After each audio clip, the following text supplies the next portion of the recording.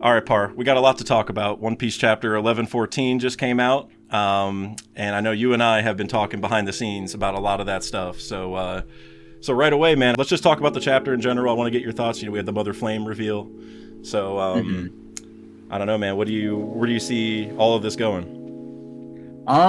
We're in a cool spot because it's like Oda keeps on doing this thing where it's like it feels like it's narrowing, but as he narrows it, it's like you see so many potentials still, which is, I feel like it's so difficult to have a world that can sustain that. But even now with what we have, with all the various theories kind of like coming together to this point and then using this as like more sustenance for more theories, it's wild because you could have came from so many different directions, and this chapter kind of elevated whatever ideas you had. And I feel like maybe some conjoin, some connect, maybe some separate out, but it's still like I've heard various ideas, like even on the chapter reaction I was like, you know, I'm not even sold one way or the other. And the same thing with our conversation behind the scenes. It's like I could see what you're saying, and I'm just like, nah, I'm on the other end of it, but it's still not closed off. You know what I mean? And somehow it still will make sense regardless of whose idea, whatever. And even thematically, like even if we're talking about both of our videos, like we start off with like a core subject that we kind of line up, and I think 3-Day said it really funny. She's just like, I knew what I was getting into like 20 minutes in, and then you spun out like in my video, like went completely different direction. And when we were talking about it, that's kind of like the case too, when we were saying like, oh dang, we're talking about the same thing but going in completely different directions. Yes, and as far as this chapter goes though, like there was a lot of like not world breaking, but like kind of like, for example, yes, you could look at the Vegapunk dialogue and follow that through, and each, like there's probably 3 sections of that dialogue that each alone can fuel theories for another year. But then there's like that small line from Charlia where she doesn't know what the Void Century is, and now it's like, wait, like, you know, I mean, I've talked about this before. I just kind of assumed one thing, but like Oda putting that question mark is kind of crazy because we have characters like Doflamingo who like now exists outside the world. What was he taught? And then he's with the Tantatas who have the history prior. So it's like, is it like breaking his brain over it? And he seemed like a guy who cared about the history because he came in King Riku's home and gave him a whole history lesson. And I was like, damn, bro, that's some crazy behavior, dude. But Charlia being like, what is the Void Century? It's like, dang, did they not tell them, or was it all propaganda? And like, what position do they even know about Imu? Like, we don't even know that much. And so it's starting from there, from this I'm not gonna say random character, but random celestial dragon, so to say, give us like that kind of like eye-opening perspective on the world Oda's creating is crazy. And then you're like, well, that wasn't even the main part of the chapter. We gotta talk about Vegapunk and what he was dropping, right? And that mother flame right in the center on Mother's Day weekend, you know, like crazy lining up that Oda had. Yeah, Oda's crazy, man. The last couple chapters have been like out of this world, and like you said, I think it's crazy that, you know, like Oda's a master of like giving us some answers, but then you get 10 questions also with it. You know what I'm saying? Like we saw what the Mother Flame looks like and what it officially is and all that, but you and I are having this whole discussion on like exactly how it incorporates into what York is doing and what, you know, happened at Leloucia and all that, because the dialogue is pretty confusing. And I think, and there's a lot of other stuff, you know, that I think we are going to probably get into in this video about, you know, like at the end when Vegapunk's talking about Joyboy being the first pirate. That's like, that's something that I was not expecting at all. And also, like, for the video that I dropped before this, like, I'm actually still editing part of it. So anyone who saw the first one and is now watching this, like, I have most of it done. Like, it's like 90% done. But because of this chapter, I'm going to go change a couple things. Not like major, but just like, you know, like if I don't show the picture of the Mother Flame, I got to throw it in there at this point. So, you know, so whatever. So I'm going to go add some stuff. But the point is like, I think there's some things in this discussion that are even going to help me like finish the video, because like he just presented so many more questions that I feel like, you know, if I'm going to do a Void Century video, it's like I need to talk about all the stuff Vegapunk's saying right now, because like the Joyboy thing, like Joyboy being born 900 years ago, I'm like, so was he born at the very start, and then how does that, you know, incorporate? So we will get into that, but what I want to talk about first, because this is what you and I were just talking about in a DM earlier, is the Mother Flame and exactly how the weapon at Leloucia works, because the way that I'm interpreting it and what I read from the manga panels, which I think the official helps here a lot, where it seems like before this chapter, the implication to me 100% was the weapon used at Leloucia was the Mother Flame. Like Imu literally said, "I'm going to use Vegapunk's creation, the Mother Flame." That was in the official. Like that's literally the sentence. And then Topman, the other chapter, like last chapter, said, "Without the power source, no one could create the Mother Flame again." And so that's like, okay, so you're creating, so, and then also Peter asked York, "Can you replicate the Mother Flame?" So there's like multiple times where it's like the Mother Flame is the weapon, because then the power station is mentioned afterwards separately as a fusion reactor. And so my understanding is that the Mother Flame, like York must have made a second one essentially, and that's what I said that in my video. But I can definitely see, you know, what you're kind of talking about, which I'll let you explain here in a second. But and I can see what you're talking about and what a lot of people said. Where, you know, I know you have a take on it, but a lot of people have said, oh, it's definitely, you know, an ancient weapon for sure that's getting powered, or some other high-tech stuff. Some people, not specifically in this instance, but people were also bringing up maybe the Oxloid is going to matter at some point, like the Great Warship. So, like, there's been a lot of things that have been brought up that maybe the Mother Flame could just power it, right? Like, it's a power source is the idea for it. However, it seems to me like the weapon is the Mother Flame. Like, it was just a second one was made and just exploded. So I want to get your take on like your interpretation and how you see, you know, the Mother Flame tying to that weapon, or what, you know, how that all weaves together basically.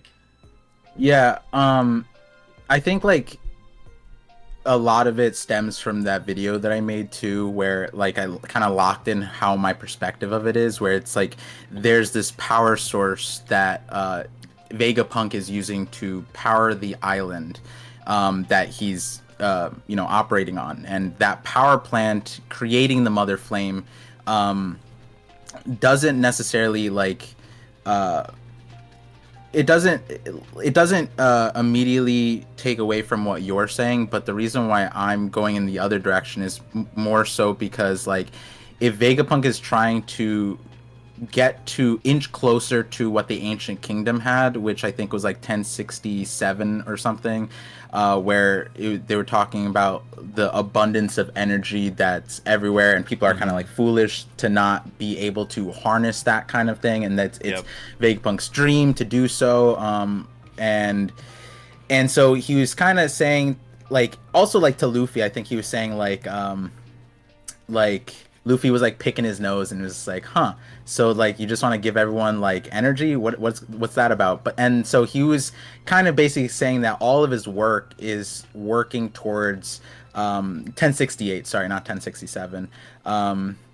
He says the world is positively brimming with it. If we can simply convert it into a kind of power that you can see and use, we would be eliminating one of the greatest causes of war in the world. Mark my words, science will one day reach that lofty dream. And then, you know, Luffy says like he has no interest, etc. And then he says, the harder I strive to find the energy I've been seeking, the closer I get to that power source that moved this machine soldier, the ancient energy that gave it strength. And so like, because he's saying that this power source can move this machine, and also like Shaka was saying, like rewrite everything that we would know, basically everything that Vegapunk knows too, because you know, there's been several times where he's hit the ceiling of what he's researching, whether it be Logias, recreating Logias. Like he tried to throw as much money as he can, he said it was too difficult. Eliminating instincts is another one, desire, which was like the intro line Vegapunk had, and then this power source that the ancient kingdom had. And you know, if we think about it, like that's something that maybe the ancient kingdom already had figured out, that would be interesting. But just honing in on this line of like, the closer I get to the power source that moved this machine soldier. So that's why I'm looking at like the Mother Flame just being within this robot. And so in the video, I kind of go the direction of, well, Oda's been paralleling the legendary Iron Giant and Kuma, and all the way, like, from everything that the legendary Iron Giant do, 1-to-1 Kuma has done. So then basically I was applying that to maybe everything else, not everything else, but a little, if we expand the window of time of, like, marriage, the legendary Iron Giant waking up, going to marriage rod, powering down, and if we look at that parallel with Kuma and just expand the window out a little bit, then we could maybe say, hey, what if all of this is also related to the legendary Iron Giant? So what I'm saying is that and the other part of it is that if we look afterwards, after Kuma makes the Egghead and Vegapunk sees him, he says something along the lines of, like, I don't understand this. This is beyond science. This is not scientific. And then he comes to realization, like, maybe this is the special thing about Buccaneers. And so with that Buccaneer line, not knowing, like, okay, so it's an ancient race, we're getting more ancient races, like, what's their deal? Why are they so strong? Why is Kuma like this? And we look at Kuma's character, he has this, like, love that, like, no other character really has demonstrated. Some characters in part, but, like, not to the level that Kuma has. I think anybody can look at, like, child Kuma, teenage Kuma, like, he's out there sacrificing himself for everybody else, and he has, like I think a general reaction which makes it feel like oh wow, this makes so much sense. It's so intuitive if you just put the label on it. Like, Kuma just has a lot of love, and so, like, that love, ironically, within Egghead, we've seen so many times where Sanji is debuting this light love power, and that's like, Vegapunk's like, that's not scientific, this is weird. Even Kizaru, who was the character that I think we can at this point say has the longest time with Vegapunk, he was like, this broke reality, and he has the power to control light. So, like, if there's any arbiter of, like, how physics works, it's the guy who is light, right? Should be. So with the Buccaneer stuff, I was kind of saying, well, if Vegapunk doesn't understand Buccaneers, and that's beyond him, and he doesn't understand the legendary Iron Giant stuff, and I was kind of, in the video I explained it a lot better. I was saying, like, what if they were powered by the same thing? And in the video, I give less time to this, and I give more time to it now because it's relevant to the chapter, because now we see the Mother Flame. I was saying, like, okay, the Mother Flame being an actual fire, that lines up with 1065, where Lilith said this island is powered by fire. And that characterization that Lilith gave said that, in line with what Stella said in 1068, that they were trying to get this undying flame, and then said we could recreate the sun. And so you hold that part for a second, go back to the ancient races thing. If I was saying, like, that the Buccaneers had the same thing that the legendary Iron Giant had, and it was this flame that Vegapunk is trying to elevate from, so, like, a stronger, more efficient flame, what's powering that flame? If it's just emotions, if it's just love, well, that's something that Vegapunk said had weight in chapter 1072. He gave it the 21 grams. And what's interesting about Vegapunk, or not Vegapunk, but Stella, is that he looks like Einstein. Einstein has the E equals MC squared stuff. So it's basically a mass conversion into energy. And so if he's saying that we can take these things that are normally intangible and make them have mass, then we can essentially create energy from it. And then Lilith said that anything that can give energy can be turned into a fire. And so basically what I'm understanding from it is that Vegapunk is trying to figure out what intangible thing the ancient kingdom was using, which is what he's saying that is all around us, and it's so abundant, and the world is positively brimming with it. And then we land on, okay, well, Kuma's filled with love and filled with, like, the optimism of humanity, willing to protect people. He even when Bakori put him in prison, it wasn't until his friends got put in when he got mad. And it's like, wait, like, you were wrongfully in prison. What's wrong with you, dude? Like, and time and time again, he gives the benefit to other people. And so in the video, I was kind of saying, like, well, this flame, where else could we maybe see it? And then that's where you go to the Lunarians, who have a flame on their back. And it's the question for the Buccaneers is what makes them so like strong, or what's their actual attribute that gives them power. And so if the flame is within them, I was thinking like, oh, maybe that makes them like powerful in a different sense, whereas the Lunarians, when they have it on their outside, they become like invincible, like exoskeleton wise. Right. So then it becomes a conversation of like, okay, if these two ancient races are both using the fire and they're both using it differently, then essentially what we're getting at is that the ancient kingdom harnessed this firepower and was able to use it in so many different ways. And then that's where it's like, you know, Vegapunk optimistically or naively thought that nobody would really, it would just give benefits. How many more benefits could we get? And then we land with the world government, where clearly there's some kind of interesting thing going on with the world government and how they operate. And I say interesting because what happened to Lucia is crazy. The people died, whatever.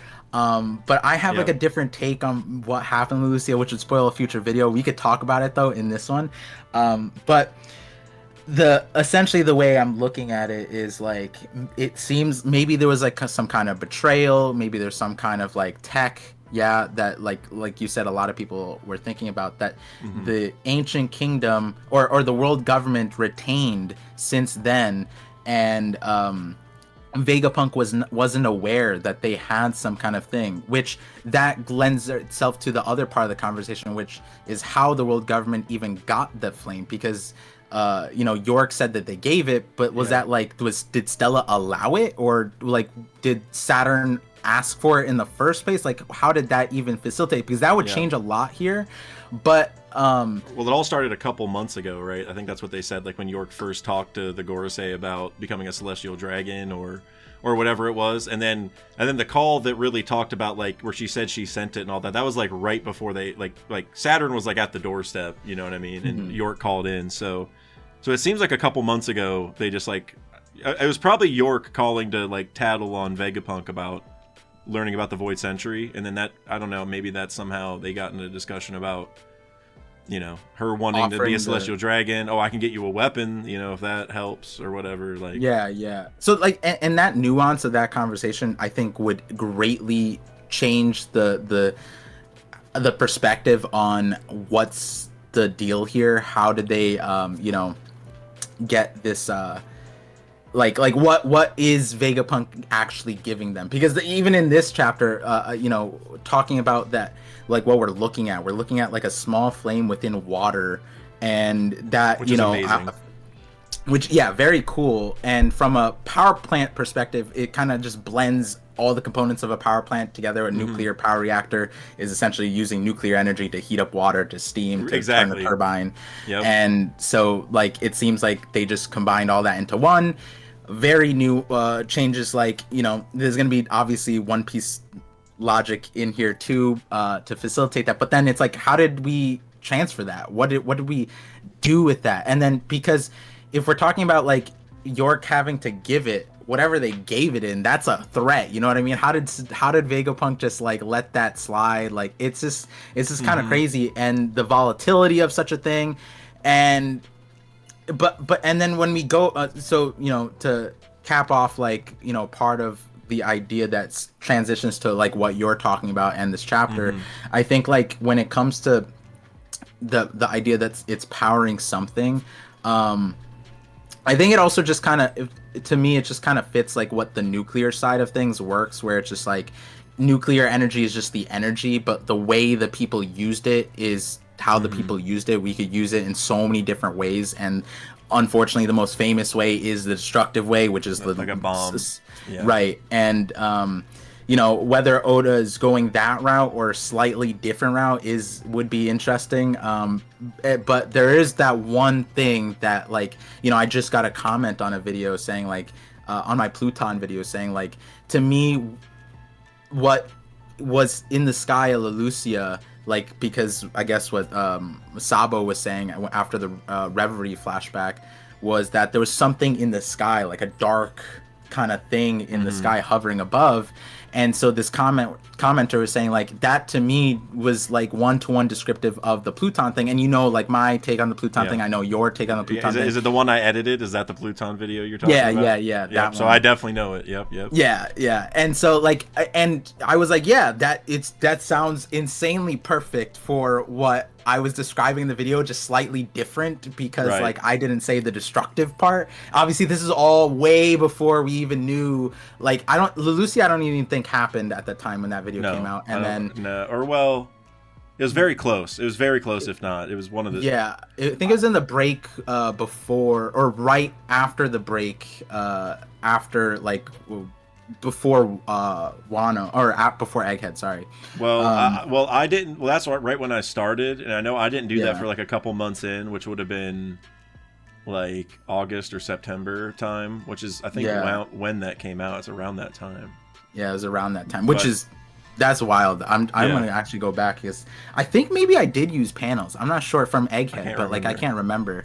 But overarching point being that like, yeah, I was saying a cloud ship, and what Crocodile described is like you'd obliterate an island in one shot, so it fits. But you and I both have a different perspective on what Pluton is, and then it's like, well, we don't know anything about Uranus, so like maybe it's that, but like whatever it may be. Like Doflamingo also said that there's like this secret thing that they have, but he also said that like if he had Law's power, he'd be able to do something about it, so as far as what they have, I like the Ox Lloyd idea. That would be crazy if the Ox Lloyd was that cool and capable of such a thing. It could explain why they're so desperate, I guess, for whatever they have. But it's like, I don't know, there's so much to it because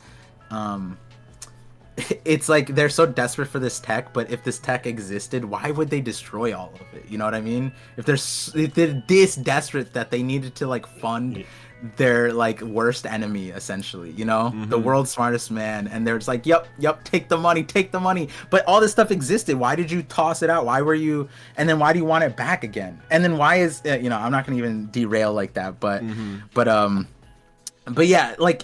And then we talked about your side of it, and but we were talking in text. I would like to hear like more vocalized version. Yeah, for sure. Well, there's two things I want to respond to yours with. So one, I'll get into exactly what you just asked about, but first I want to talk about like I agree with your opinion on the power source, like the ancient kingdom power source, you know what I mean? Like the better one than Vegapunk, like better than the Mother Flame, right? Because the Mother Flame is like Vegapunk's attempt at that, whatever the power source is. I agree that it's like love / will / soul, you know what I'm saying? Like that, it's I mean, and like the stronger your will is, the stronger that power is too. Now, everyone's will or love or whatever is probably pretty strong, but I think there's like a kind of like a core level to every person or like every character in One Piece. Like a very core, like if I could do one action, what would it be? Like for Kuma, that's protecting Bonnie, and so that's like whenever it comes to his power source or like like relating the will or love or whatever to power, basically, that kind of thing, like going back to Sanji too, it would just make a lot of sense that like some wills are going to be stronger, which would then give you more power, and some and there's going to be like a root level to that where it's like, what is the base of like that kind of love or will or whatever? Because like for Kuma, he's definitely a good guy and wants like good for a lot of people, but Bonnie's obviously like that top tier, you know what I'm saying? Like that's why he's operating even in like a vegetative state to go help her, you know what I'm saying? And so going back to the robot and going back to like my view on all this, so I definitely get the Kuma parallels, like there's no question right there, like there's just no doubt, like the climbing the red line thing, the like kind of operating like after you're dead kind of deal, you know what I mean? Like they're both sort of do it. We don't really know much about the robot, but like obviously he was shut down forever and came back multiple times, so there's that sort of thing going on. But the thing is I like whenever it comes to like the hole at Leloucia and like how that ties into the power source and all that kind of stuff, the thing is like Kuma, like just building off that parallel, Kuma probably had nothing to do with like the hole at Leloucia, but the parallel for the hole at Leloucia, I think, is like Enies Lobby, obviously, because there's a hole there, and whenever you look at that hole, there's a sun above it. It's daylight 24/7, which ties to the power source you know, like with Lilith saying we could be able to create our own sun. And so what that tells me is that whatever was used at Lelucia used that power source. And so whenever I look at, or whatever was used at Enies Lobby was used that power source. And then Lelucia is the parallel to it. So I'm looking at it like, okay, what could have been used at Enies Lobby back then that is that Oda's paralleling today, right? Like that's like kind of the idea here. And like, and you know, and going back to the robot, basically my idea is like it wasn't the robot himself, but the robot, because we both think the Franky parallels are accurate. You know what I mean? Like he's like the Joyboy Franky, right? You know what I mean? Yeah. And I know you also brought up the panel where like the robot kind of or Franky turns into a robot in his bad timeline. Yeah. Right. Yeah. And I brought that up like seconds after my like after I reacted to the chapter, so I was so pumped you brought it up because I was like, that is, to me, that's Oda big time foreshadowing. And basically, you know, so with the parallels there, what was Franky's major focus at Enies Lobby? The blueprints, right? For the anti-Pluton. So going back to your idea for Pluton and like how that might, you know, parallel Lelucia with like a dark cloud up above and stuff. You know, if Pluton is underground, which, you know, it is right now, it's like you would kind of need a giant laser like that to beat Pluton, right? And so paralleling back to Franky, he had someone who like built Pluton, but also made these blueprints as like a way to counter it in the future and all that kind of stuff. And so I'm thinking that it's more like, you know, back then it was probably that power source. Maybe that's what's on the blueprints, honestly. So that's why it says the Pluton blueprints, because maybe like Pluton uses that power source also. And so on the blueprints, you can see how to make the power source on there. And so the anti-Pluton then would just be like use it, because that's how Pluton probably, you know, maybe that's like on board and it's just a, you know, a mole that somehow, you know, uses that. But basically, well, even to go ahead. With like the whole idea of the energy stuff, like Rocket Man, right? And that train, it was like an out of control train, but it used a steam engine. That was like the nuance of like, dang, this is like crazier than a ship because it can go through the Aqua Laguna, be fine, speed up. It didn't even, at the beginning, a lot of people forgot in my Tom video that like the Rocket Man at the start was just moving, dude. It wasn't on a track. It was just moving. And it was going like super fast. And then they just started rocketing once they hit the track. But for the first mile or something, it was just treading water. And the reality is that it was a paddle ship. And like, you know, in your the mole version of it, if that was a, you know, a step in the right direction overall towards what Pluton is, which would make sense since Tom had the thing and he'd be good enough of a shipwright to get close to it, kind of like how Vegapunk is good enough as a scientist to get close to the ancient power. Then if you just replace coal or whatever they're burning for the steam and you just give it the mother flame, then boom, you have a nuclear train. And that would be crazy, you know what I mean? Because then it's just like if the train had an accident and it was headed towards Enies Lobby, you know what I mean? That there you go. You have a missile on track, right? And that would be really scary.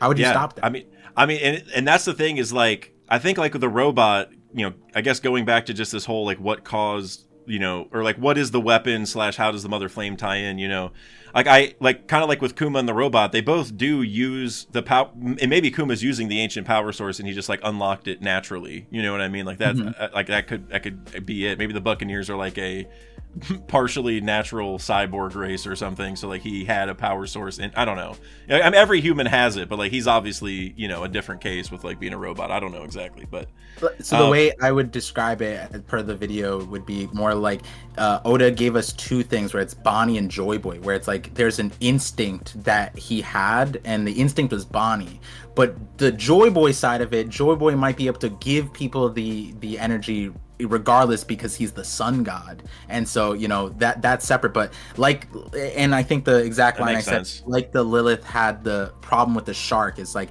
shark's instinct is to eat, so if you're taking away its will, if left, like if it wants to, if its instinct is there and it's right under the thing, that's a shark's prime time, you know, so it's not gonna miss it. And so like a shark's instinct is to eat, a mother's instinct is to protect, hence mother flame. And so like the flame comes, that instinct is it pops on when there's that instinct to be motherly, mother-like, whatever. So. And then the Joyboy side is separate, but because it's interesting because like I agree with all that, but then the Vegapunk line about like the Buccaneers being special, it's like, okay, can only Buccaneers tap into this power source thing? You know what I mean? Like I would doubt it, because I feel like kind of like with Sanji's lines, I feel like other people are kind of tapping into it, and I kind of brought this up in my stream where like I almost wonder if like this quote unquote power source that maybe like every person has, which Sanji's also like a you know, like a bio-enhanced human, you know what I'm talking about? Like he's like part, so so him talking about this also makes a lot of sense, but but it's interesting because I think like every person can do it, or like that's what like their will is that power, like the way their body is operating, that's the will, that is this power source to a degree. It's just like not, you know, used in the same way. Like you can probably harness it in a different way, right?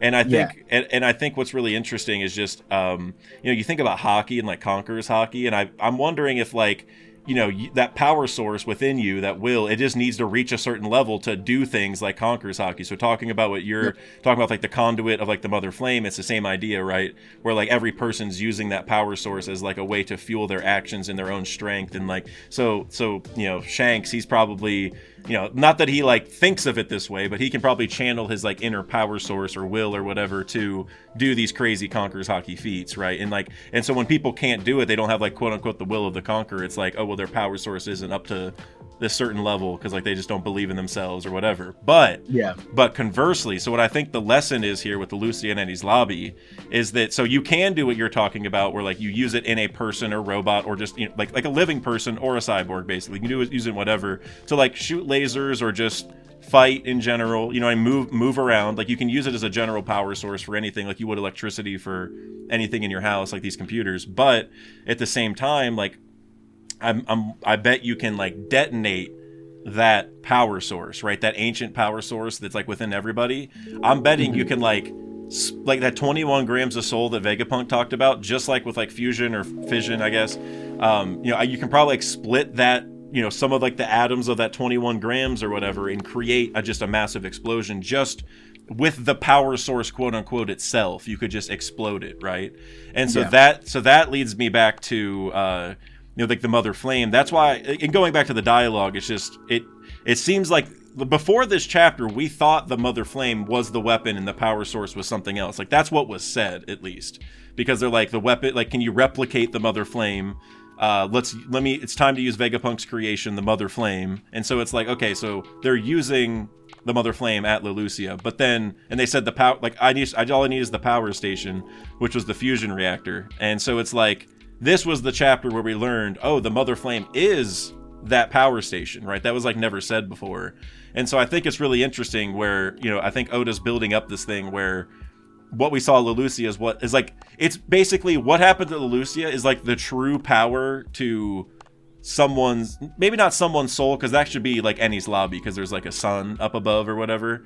But it's like, if you were to like truly harness someone's own will or soul as like one big attack, what would they be capable of? And that's like the sign of the Lucy and Eni's lobby, because they probably just detonated the whole thing. And that goes back to why York has these Cypher Pole agents locked up. So I don't think York is like killing them and taking like their 21 grams, but I think she's more so doing like the Big Mom method, where, you know, Big Mom took other people's souls, like, well, souls are like lifespan, right? It's like she has the soul fruit, but like she didn't just straight up kill somebody, but she could, but she usually took an amount of years, like a certain amount of lifespan. And so I'm betting that York did something similar with those Cypher Pole agents, because this was like a multi-month ordeal, and basically took their souls, put it into like the Mother Flame, which probably uses some, I don't know who maybe Vegapunk used his own soul, or Kuma gave up his own to make it, right? Because he knew he only wanted to make it till Bonnie's 10th birthday or something like that. I don't know, you know, some kind of,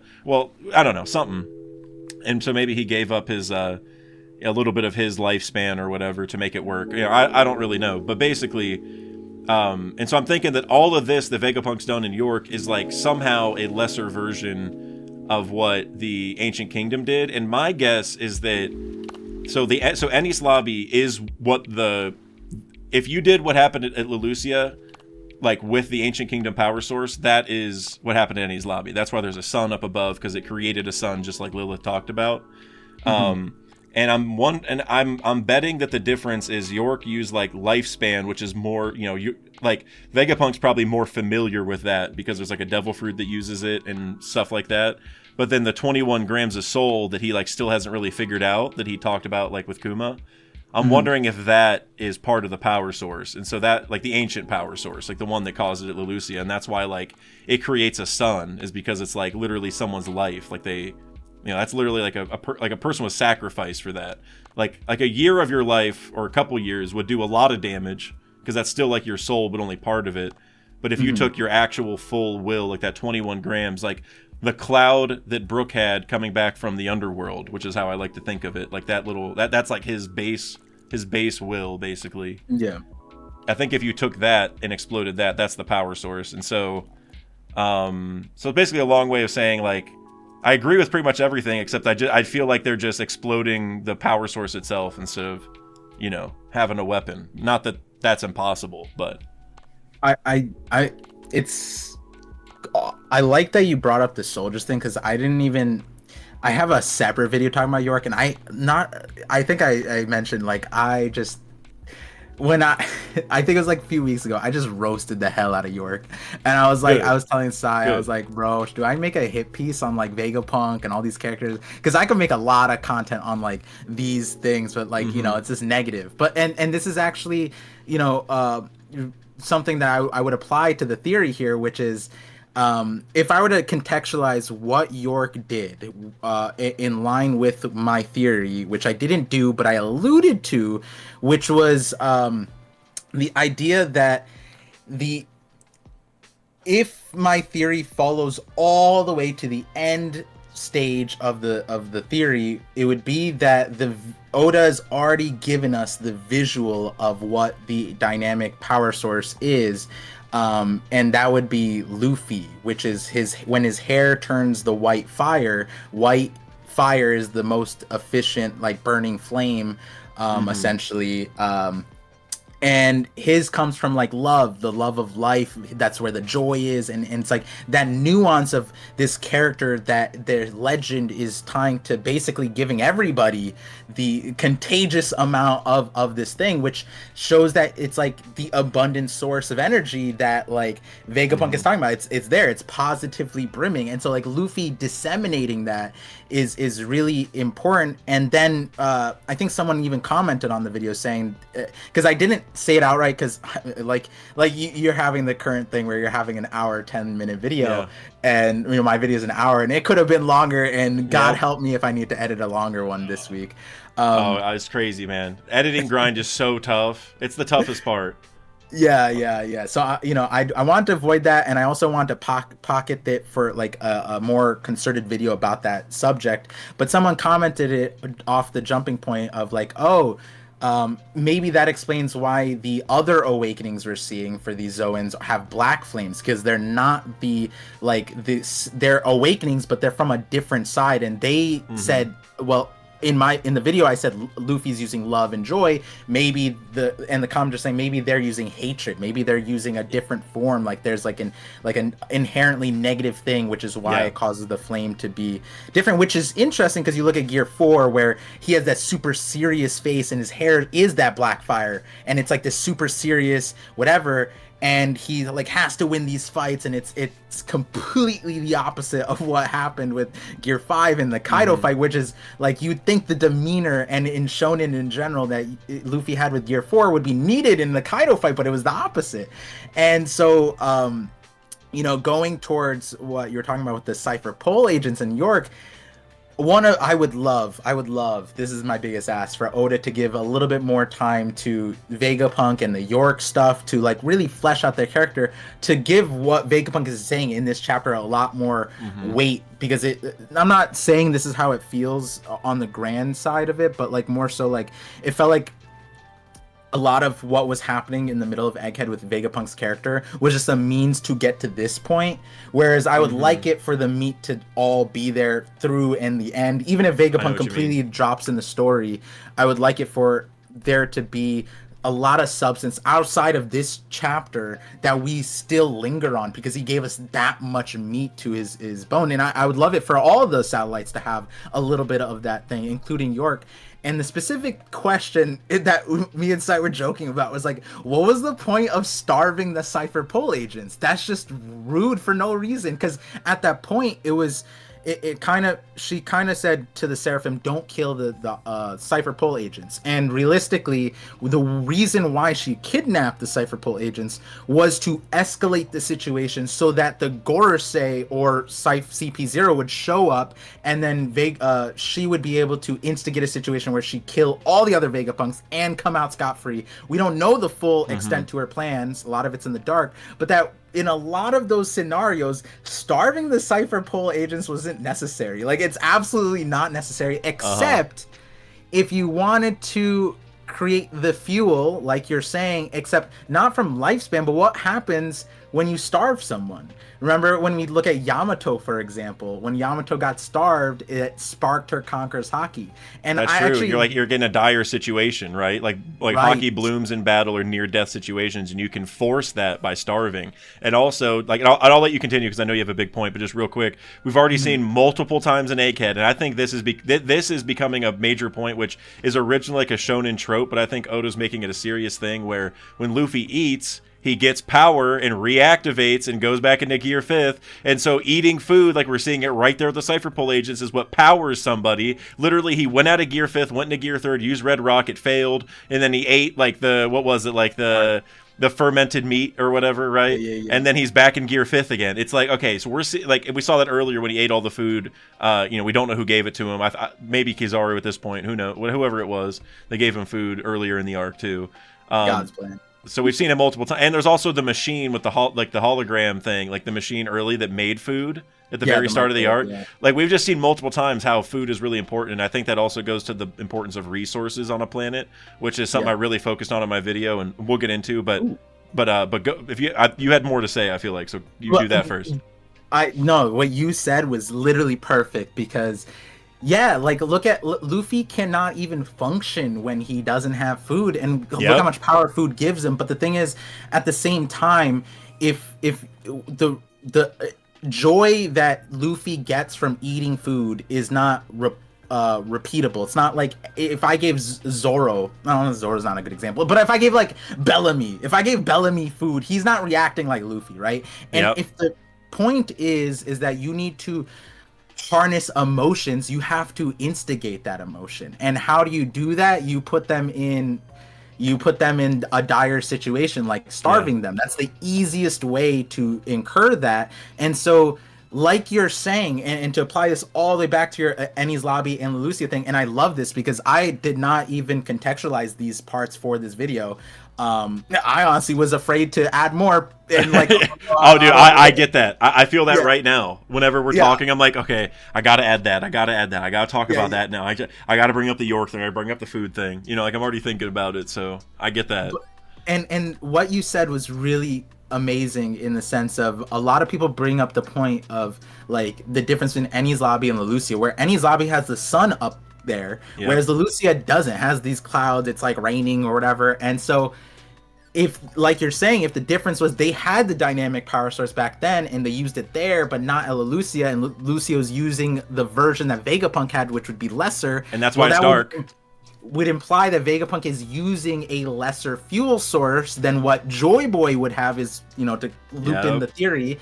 And so the lesser form would be the negative emotions, like the emotions that like a Doflamingo has as a reason why. Basically all Luffy's antagonists, but like Doflamingo specifically is a great example because like he literally from the start, from the jump, was born with this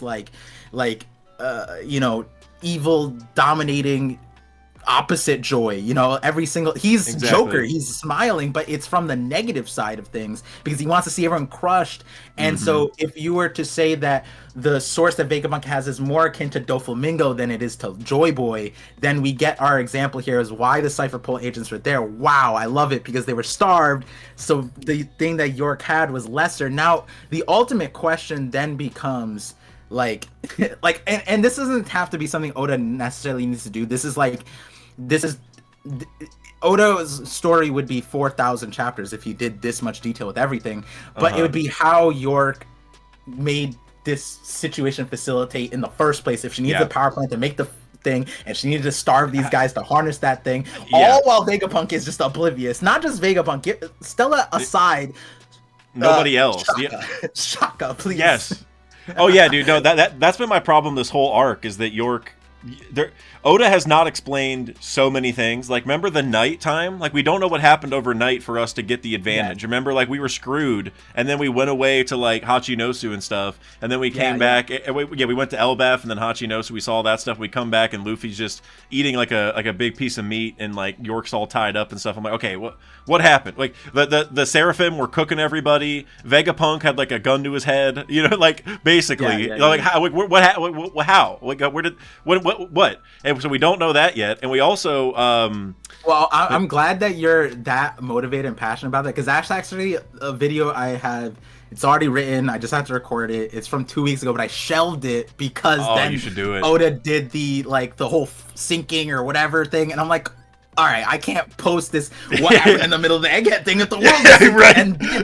And now we have the Mother Flame. I'm like, come on, Oda. But we have a break week, so I think in 2 videos should be the video. Yeah, it's getting, there's like the pressure of like when to drop a video has never been higher, because it's like, and I don't blame anybody, but I'm like, you know, if I drop a video about some random stuff, nobody's gonna care when we're talking about the world flooding and we're talking about Vegapunk, talking about Joyboy, like, and I don't blame anybody. I'm like, I don't even want to talk about it either. I want to talk about this. That's why we're doing this. You know, that's why I was like, we're getting on a call, Par. We got to talk about this. No, 100%, dude. And the thing is, I could normally understand my situation where I'm putting out like Vanderdecken is a mushroom video, and that being one of my favorite videos. Right. And it's like, I get why, okay, we're in the middle of Onigashima, whatever, like no one's gonna watch this video, that's fine, right? Mm-hmm. But like that video that I'm talking about is, I think, so core to Egghead that it will tell so much about Vegapunk, and it's like it's all about this arc, and it's all like probably gonna happen in a month or something, that I think that what I'm talking about is gonna be relevant. And I don't blame anyone, because it's like Oda's just dropping like literal Void Century, like actual new information. There's no stall. There's no like cliffhangers aren't even fair to call what Oda's ending these chapters with, because every single time he's jumped off the cliff. We started falling already, and then he ends the chapter. So I'm not even mad, because like what I'm looking at on the ground is so exciting. Even though it's gonna, you know, splat eventually, but you know, you get what I'm saying. Oh yeah, no, dude, 100%. It's been tough. I was glad you dropped your video, just because it gave me confidence to drop mine, because I was just like, okay, like you and I are talking about a lot of the same stuff. I don't feel crazy for talking about most of the. It was funny, halfway through your video, I think you stopped and like you said something to the effect of like I said most of this theory, but I want to dive into more of this topic, or something like to that effect. And I was like, oh, dude, you're cooking it. Like, you cooked the whole time, but I was like, man, this second part, man, like, that's like, I was like, I need to get my video out immediately. You know what I mean? Like Par's just going to answer everything. So I gotta hurry up. But yeah, man, I think, going back to like the kind of the Ennis lobby in the Lucia stuff, because I know you have a lot of good thoughts on this too, where, you know, there's got to be a tie in here with the Pluton blueprints, or the anti-Pluton blueprints, you know, the counter of it. Because, and you kind of mentioned, like, with Vegapunk, like, with, like, his character arc, like, a lot of it was just to get to this point, and, like, you know, hope there's, like, more to it. Kind of what you were saying. And I feel that, because I'm like, okay, where's the Franky stuff? And not just that he teaches Franky, but where's the Tom parallel? Like, that's what I'm kind of looking for. Or even the Franky parallel, where, like, you know, like, one of the big lesson that Franky learned in his flashback with Tom was that you have to love your creations no matter what they do, right? Even if they, you know, in the case of Ennis Lobby, even if they, like, caused a bunch of terror, like, it wasn't, like, as bad as Lelucia, but scared a bunch of people, hurt some people, got Tom, you know, locked up, dead, supposedly, but, you know, you and I can get into that topic about what's going on with Tom, because, you know, the robot pole sticking out thing is crazy, but with that flashback, like I said, you know, it's all about loving your creations no matter what. And Vegapunk has now made a power source that was used to delete an island, and he even like predicted it apparently. So I want to see some like reflection to that situation, like, oh dang, I built something like that. And I also want to see the parallel to the Pluton blueprints, or the anti-Pluton blueprints, and because Franky made the decision there to destroy them, right? That's like why he's the man to carry the torch in a proper way, and like surpass the ancient robot that was the Joyboy version of him, to surpass even Tom, honestly, to surpass Vegapunk. That's kind of what it is that he has like the right heart or the right mindset on how to handle this, even though he himself has made terrible things, not terrible, but, you know, bad, scary, you know, dangerous weapons before. And so I really want to see this where Vegapunk and the Mother Flame tie into that, because my idea for a lot of this is, you know, with the blueprints, if Cypher Pole won and they got the blueprints in Enies Lobby, they would have handed them to Vegapunk, right? Like immediately. Because Vegapunk was mentioned after that arc. We met Funkfried during that arc, right? Who was made by Vegapunk. Like he had his hands all over it, even though he wasn't named until afterward. And so, if Franky didn't burn those and they lost, then Vegapunk would have gotten those blueprints guaranteed. And so that ties into what the Mother Flame is and how we were saying like it's a lesser version of. I think it's like 100% that since they didn't get the blueprints, the Gorosei were like, all right, Vegapunk, well, we need you to make something that can destroy an ancient weapon. And now, did Vegapunk make a weapon that he wanted them to use? No. He used it as a power source for his island instead. Did it have the potential to? It just depended what you used it on. Did you use it as a bomb to blow up an island? Or did you use it as a way to just power stuff and give a bunch of people, you know, cool new technology that they would have never had otherwise without this crazy power source? You know, Vegapunk used it for one thing, and York seemed to have made another one, tying to the blueprints, seemed to have made another one and sent it over. At least that's, you know, like we talked about, that's my implication, but whatever it is, she sent something, for sure. We know that much because she said it. So I think that in and of itself is the parallel where, like, Franky destroyed the blueprints, thus doing the right thing, like telling his successor or his, you know, not his successor, but like his, the form before him, like the ancient robot, you know, the old Joyboy Franky. Let's say he made the blueprints, made Pluton and stuff, which I think is very possible. If he did make that, then Franky made the right decision. Like, no, we're not going to make more of these things. And then on the flip side, York, whenever a similar thing was made in the Mother Flame, York was like, okay, I'm going to make one and use it for this instead. Like, you know, Vegapunk, you're going to use it for this. I'm going to go blow up a whole island. So, I think something probably happened in the past similar to that, because even in Enies Lobby, look at the Galley Law Company. You had people sneaking in, pretending to be friends of Franky, to try sneaking in and getting the blueprints, right? It was like a long con where, like, you know, Lucci and everyone was in there. And I'm wondering if something happened in the past where, like, let's say the ancient robot, you know, probably looked like a human back then, because he probably turned into a robot over time, like Kuma did, and like Franky is currently doing, right? Franky's bounty poster isn't even him anymore. So, like, because that would explain how the Gorosei don't recognize him, right? Like, who doesn't know who the robot is? It's that he used to be human, and then they probably worked with that robot, like the old Franky, the robot back then before, you know, he was a robot, and somehow tricked him or did something to make him make another one of those things on the blueprints, and probably just blew up Enies Lobby, and that's probably like a big part of the Void Century. So yeah, this chapter, it we talked about it earlier. It changes not changes what you said, but like the context that we had, because now we know Joyboy was born 900 years ago, which is crazy, because also the Iron Giant supposedly was built 900 years ago. So in our nuance, that means that, like you said, he was a human before, and then right at the start, he was converted into a robot. And so it might be that, well, you know, Franky is, he learned the lesson of how to properly love what you create, and you know, not be naive about it through what happened to Tom in that situation, how it turned really quickly. And like, if we were to go to the York situation, I don't know if York has the same facilities as far as how she was brought up, because she is a Vegapunk. There's not like a mentor in that line. And if we were to parallel it completely, it's kind of like the idea that the greed is overcoming thing, and it's not balanced by logic. It's not balanced by the other things, because it's an independent clone and it's isolated. So you know, that's where like a Franky and an Iceberg is different, because maybe they have greed, but they also have all these other facilities to them. So that's why they're able to make better decisions, which, you know, Stella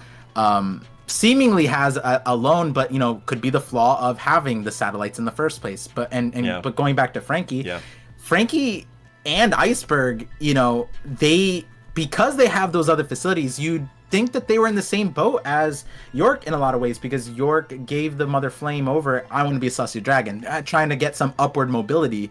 And in the same line, it's like Iceberg had a same opportunity too, and so did Franky. And Iceberg used his version because he did line up with the world government. He became so powerful that the world government couldn't just take him out without creating that whole ploy of infiltrating him and then accusing him of the thing in the fire at his house or whatever, right?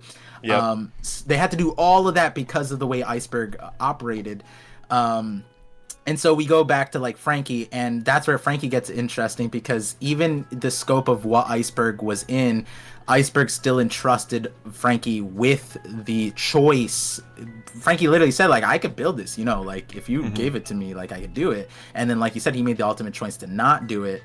And then in the York situation, it's kind of interesting because like the Mother Flame, yeah, it's something that they created, but it's like, is it the same? Do all the parallels line up? I think they do, like especially from the way you explained it too. I like the nuance of like, here's like the core design, and then York has like this smaller version that you know, gets abused in a certain way. So with that whole Franky thing, it's so interesting the ways we can go with that parallel. But going back to the Iron Giant side of it, when you're talking about like the betrayal, the reality would be that Franky only looks like the robot in his bad timeline. Yep. So if we were to say that, whereas when Luffy met Franky was like halfway there, you know. He only has his ass, right? Technically, I'm not even memeing there. So it's like his front is the bad timeline in a lot of ways. Yeah, that's a good point. And so the difference that we could look at is, if we're correct and the legendary Iron Giant was a shipwright that is supposed to parallel Franky, then the Joyboy that met that legendary Iron Giant, that shipwright, was already in the bad timeline. So a version that we could maybe go to, which I mentioned in my video, because there's so many things with the legendary Iron Giant that we could parallel with, not just you know, its position in the world, not just the pole arm, but also it woke up and apologized, and that apology, it's like, what did it promise? What was going on with that? And another version that I brought up was Odin and the scabbards, and I love that parallel, by the way. And I think like that one will be useful in so many lights, but I mean, that's Joyboy. Right. Odin is Joyboy, and the scabbards are the robot and Zunisha and everyone around him, right? Yeah. And an example of a Franky in that light, it could be Denjiro, whose face literally changed so much that when Franky returned to Water 7, Iceberg is like, who's this guy? You know? Like, and then it's like the same thing with Denjiro. But on the other side, there's Ashura Doji, who was already a criminal when Odin met him, and he was already skating that world as opposed to the other scabbards. And so when Odin left and the timeline comes in of like, we have to wait. Ashura Doji didn't do that. Ashura Doji still didn't want to fight. Ashura Doji was against it to the very end. You know what I mean? And so it could be that the legendary Iron Giant in that Void Century followed more of an Ashura Doji route, where I don't know exactly how it fit, but like then we go to the pacifista stuff where it doesn't need to necessarily be that. Like, we have a character like Kuma where the entire storyline has been that he's been wrongfully postered as the world government lapdog. And the reality is he had to sacrifice his life for his daughter because he has so much love for her that he became that. But all at the same time, he was working on both ends because his conscious actions were protecting Luffy. All of his betrayal for the world government at the end of his life was protecting Luffy, even though Luffy didn't consciously know it at the time.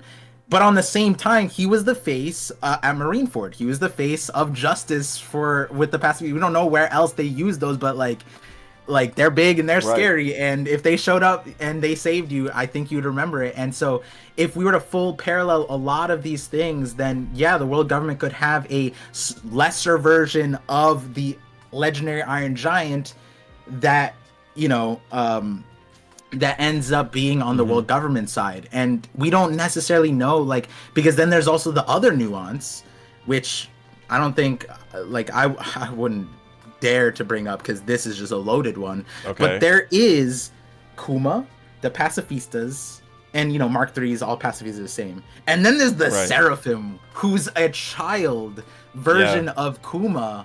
That's like just cracked and like theoretically better in all forms. He even has the pawpaw fruit. Just give it some sentience and boom, we have like an insane thing. And like, what if the world government did that in the back in the day? There's the legendary Iron Giant, and then there's the cracked version. I don't know. And then that version is able to do the anti-Pluton stuff. Like I don't know. Like I was saying at the very start of this, there's so many ways it could trickle down, and I could see it working so many different ways. And it's crazy that we can connect Kuma, Franky, Sanji all to this thing, and then Odin and all these things just from like 3 words and standing up, and just the depiction of it and where it's placed. It's so cool. So cool. And so that's actually like the apology is the next thing I really want to dive into, because that was another major part of my video where like talking about Enies Lobby and all this. The apology, I think, is just for creating the hole at Enies Lobby. You know what I mean? Like he created that weapon, the government got a hold of it, they used it, and he's apologizing for it. You know what I mean? Because that probably, well, and this is part of what I'm probably going to change in the video, is it's not like a major point, but I just mentioned at one point, like, maybe the hole at Enies Lobby was made to start the Void Century, just like the hole at Lucia was made to start the final saga. You know what I'm saying? Like, like right when we got to this final point, like this big climactic point, what to start with? A giant hole in the ocean to start flooding, right? At least that's like right now, that's what happens. Like, right when we get out of Wano, boom, giant laser from the sky. Messing with my light right now because it keeps messing up. And so I'm wondering if that was the same thing. But now that we know Joyboy was born at the start of the Void Century, right, 900 years ago, that changes a lot of context where I'm like, well, so we know that there was like a war going on when Joyboy was born, but I don't know if it would be, going back to just this apology thing. It's like, now that we know Joyboy was born at the start, that means that the apology has to be something tied to what happened partway through or at the end of the Void Century, right? Because the robot just wouldn't have known Joyboy. Like, it's not like Joyboy's gonna come out of the womb and they're gonna start, being friends. Like, it's gonna take decades, like 20 years probably, for Joyboy to like grow up and take to the seas and go meet him, right?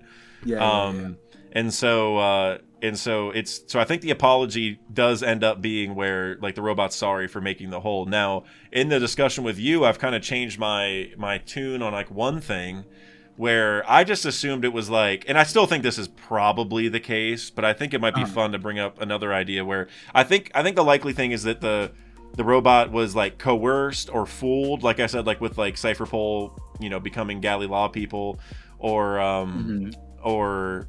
maybe just like, the robot just, I don't know, didn't, like, maybe like they pretended to be someone good and like, hey, we need one of these anti-Plutons because Pluton is going crazy and we need to like be careful. You know what I mean? Like some kind of nonsense to like try to get it.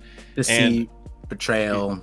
Right. Yeah, a lot of that. Something. Yep. But maybe the reason he's actually apologizing and going back to like what the real power source is and all this, what if like Joyboy was used at Enies Lobby? Like, what if Joyboy was the power source or something? Like Joyboy was sacrificed or whatever. Because going back to your Odin thing, it's like, what if they're sorry because like Joyboy had to be like sacrificed to save the world or something at one point because maybe everyone else messed up, or like, I don't know what the context would be. It'd be really hard, but I'm just like, everyone's so sorry. It's like, okay, this probably ties to like why Joyboy died. You know what I mean? Like, that would just be like the simplest thing. And so, like the whole at Enies Lobby, like what if that, like they had to use him as the power source because he was the strongest one? You know what I'm saying? Like, what if like the government got a hold of a different weapon? Like, what if it was the Ox Lloyd? Just going back to that, it was like so powerful that they created the anti-Pluton to use it, but they had to use like Joyboy for it or something. But that's like a little bit too basic. I feel like I would want a little bit more out of it. But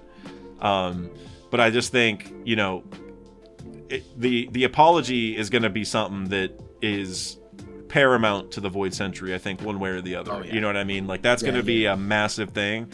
And so that takes us over to Zunisha. And so I think I messaged you about this a little bit, but I think the best thing for Zunisha, like tying to my whole theory, if my theory was right, that like that was the, you know, the ancient power source was used by the robot to make the whole at Enies Lobby in some way, shape, or form, then the question would be, okay, well if that is the anti-Pluton or whatever, right? Like the that weapon that was made, well where is it, right? Because like like we with the Mother Flame, it seems like the Mother Flame or whatever was used at Lelucia is kind of like a one-use thing, like because it said replicate the Mother Flame. Can you make more of them? Right? There's like there's like York has to create something more of, you know, to do more attacks. So so building off of that, it's like, well, what we've seen is that, you know, the Ancient Kingdom's always better than Vegapunk, and even going back to Wano. Sanji was like, "Oh, Queen can use multiple lasers in a row. I bet Franky would love to do that, right? Like multiple, like." And so that just basically the anti-Pluton or like that weapon that was used in Enies Lobby should be like a multiple use thing, because you know it should just be better, right? You should just be able to keep shooting instead of like, you know, one at a time, which is like the other side, right? Like the weaker or worse side.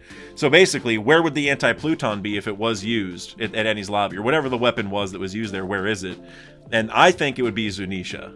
Like that is, and that's why Zunisha is now destroying, or meant to destroy the walls to bring back Pluton. Like the anti-Pluton was meant to stop Pluton, but now the anti-Pluton is meant to bring back Pluton, which to me is just like mind-blowing Oda kind of like flippage of like the script, you know what I'm saying? And so it goes to like, well, Zunisha's just like an elephant, how does that work? Well, mythical, you know, Zozo no Mi Natame Narita, and that's just a weapon that was given a devil fruit, which going back to Funk Freed and just Enies Lobby in general, that's a weapon that was given an elephant fruit, and that was at Enies Lobby. So like we met it right over the hole that we're talking about, and Spandam was the guy who was after the blueprints this entire time, right? He's like 15 years. He was ordered by the Gorosei, who are obviously heavily interested in the Mother Flame right now, like heavily interested. So going back to the blueprints, that was probably their first attempt. Like, oh, if we can get the blueprints, we can create a weapon like this. Oh, they got destroyed. Vegapunk, make something like it. But then, you know, Vegapunk wouldn't create it like a weapon, so that's why York had to be key to it, because York sent it. It's like Vegapunk never would have done it, right? He would have made the power source, but then they would just had to rip it from him. Like, he would have made it, you know, he would have made it but not given it to him like they wanted or something. Like, I doubt he would have agreed to the weapon of mass destruction, but he made it because it could be used that way, but he didn't make it for that purpose kind of deal, right? And so just going back to Zunisha, I think that's, you know, and if Zunisha is like, you know, something that runs on the ancient power source, but like also has a, you know, devil fruit, but is, you know, a weapon like that, that might explain how Zunisha has been alive this long and has been walking endlessly, is like, you know, like you're like, you need to eat. I mean, I think Oda talked about like Zunisha drinking water somewhere, eating stuff occasionally or whatever, but it's like apples. But it's like, come on, man, like that's a giant. Like, how big is that? There's no. I mean, come on. There's no way that thing is getting enough nutrients to survive for 1,000 years and keep walking the entire, never stopping. You know what I'm saying? Like, so like to me, I'm like, it would just be easier for me to believe that thing is like a machine with a devil fruit, and the machine just has a crazy power source that's kept it running. And tying back to the ancient robot, what is that thing? It's a giant machine that's been running from an old power source, and now Zunisha's a bit different because it's been running this whole time, and the robot, you know, like passed out, I guess you could say, or whatever. Like it came back on for a while or whatever, but yeah. So it's just Zunisha to me has to be, because also Zunisha had a great crime, right, or whatever, right? So So yeah, I'm just thinking Zunisha is that weapon, and that might tie to like the Void Century now. That might change my theory where, you know, maybe Joyboy was born at the beginning, but maybe the robot at some point made the anti-Pluton. It was used maybe partway through the Void Century, and then Joyboy because the robot and Joyboy were probably friends at that point, like they had met and were buddies or whatever.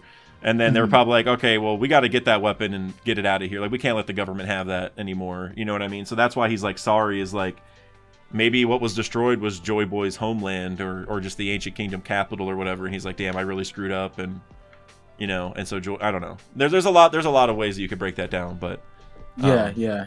No, Zunisha, before I get to the Zunisha thing, I want to put it out there with like, because again, this is one of those things where it's like, I don't disagree with what you're saying, but like in the video I have a different perspective on it. And so like the legendary Iron Giant part, where if it were the legendary shipwright that made these things, the part where dissect is kind of the ideas like, well, if it was a legendary giant, would it have the same disposition as like, you know, a Tom or a good timeline Franky? Well, it's in the bad timeline. So that's where it's like, you know, him apologizing for something they created is wholly possible. It was just that in the video I was talking about the idea that like I was thinking maybe the apology was something else. Maybe it was kind of like a role that it took on, which now again we have to contextualize with the birth time of Joyboy and etc. Which changes everything. Which changes a lot. You know, I don't. It doesn't necessarily negate either one of the ideas. I guess like if we were to pan out the full ideas, we could. There would be ways that would fit in. It would just be a different context. But like the line that Tom said is the one that stuck out to me, where it's just like you said, like you don't apologize for what you created, even if it destroys the world. And so the reason why I took the perspective of like, well, if this is the legendary Iron Giant that started it all, I would imagine it already had this disposition that like Tom eventually inherited and embodied to become the next legendary shipwright of the sort. And so that's where I was like, okay, maybe he wouldn't apologize for creating Pluton, but that doesn't mean that there's not other things in the same vein that could be apologized for outside the creation. I had a different answer in my video, but to go back to what you're talking about, because I like where you're going with the Zunisha thing, I think there is like so much to Zunisha that just, like you said, it Oda gave an answer, but does it make sense? Like, does that would it be the first time an SBS gets overturned? No. Is it the first time you know, the like someone has a zone fruit that we didn't think had a zone fruit, like Luffy? That, I mean, and or information that we have is not like the full truth of the situation, because it's not unreliable narrators, but more so like like not ignorant either, but they don't know about the history of the world. So it's like their understanding of what their life isn't the full truth. It's their truth, but not the full truth. And so like the Minks, they have this history. They're the brothers of the Kozuki clan, whatever, right? But they don't know what they're on. Like they, at the end of the arc, they were like, man, we never really thought about Zunisha like that. We knew it was like an elephant. We didn't even know it was like alive. We didn't know it could talk. We didn't know it was like, it's like, how, bro?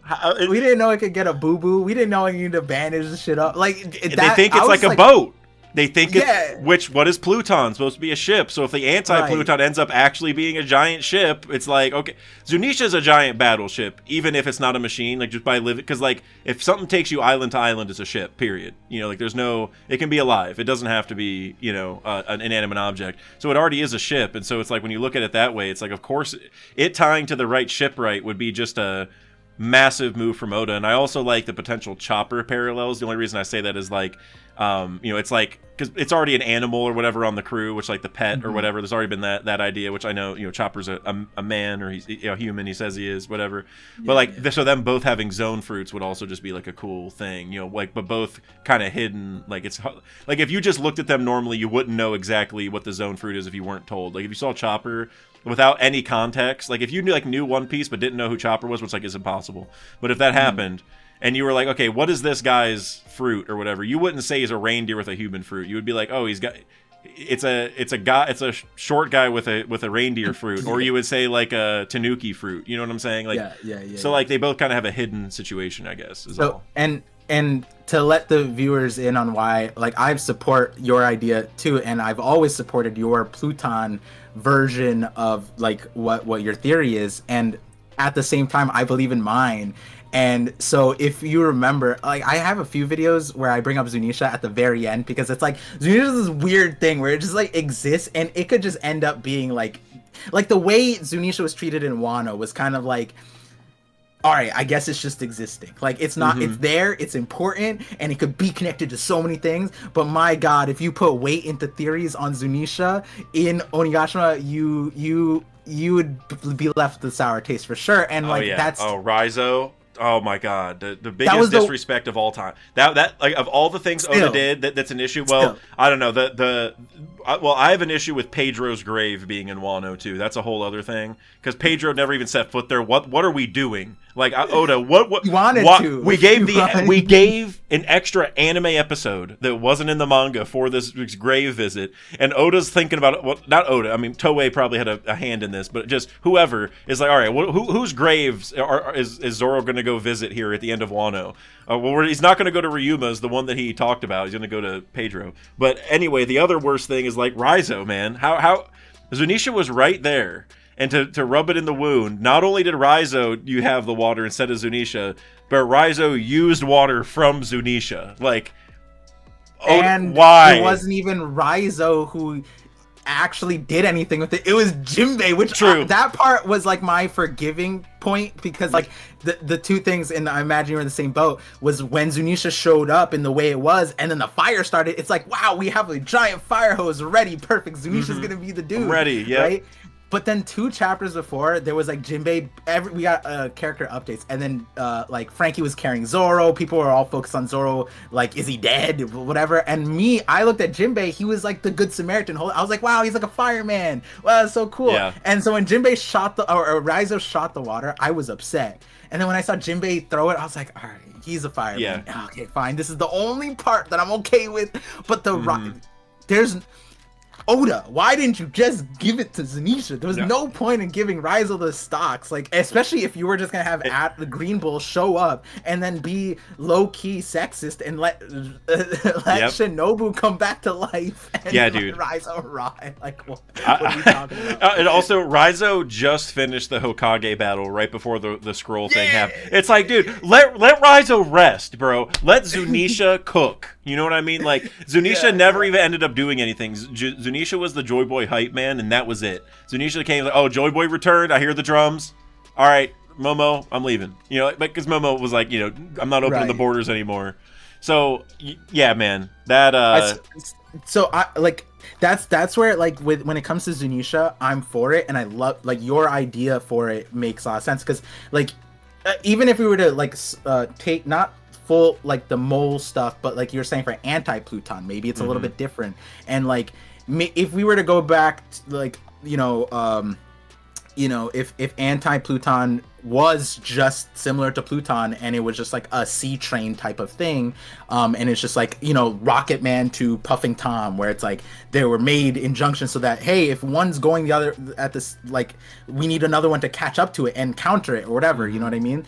And it, even if you were to give what is a wandering train? They said this about Rocket Man. They said that if it went out of control, it would just keep on going. It would just keep on going until it runs out of power.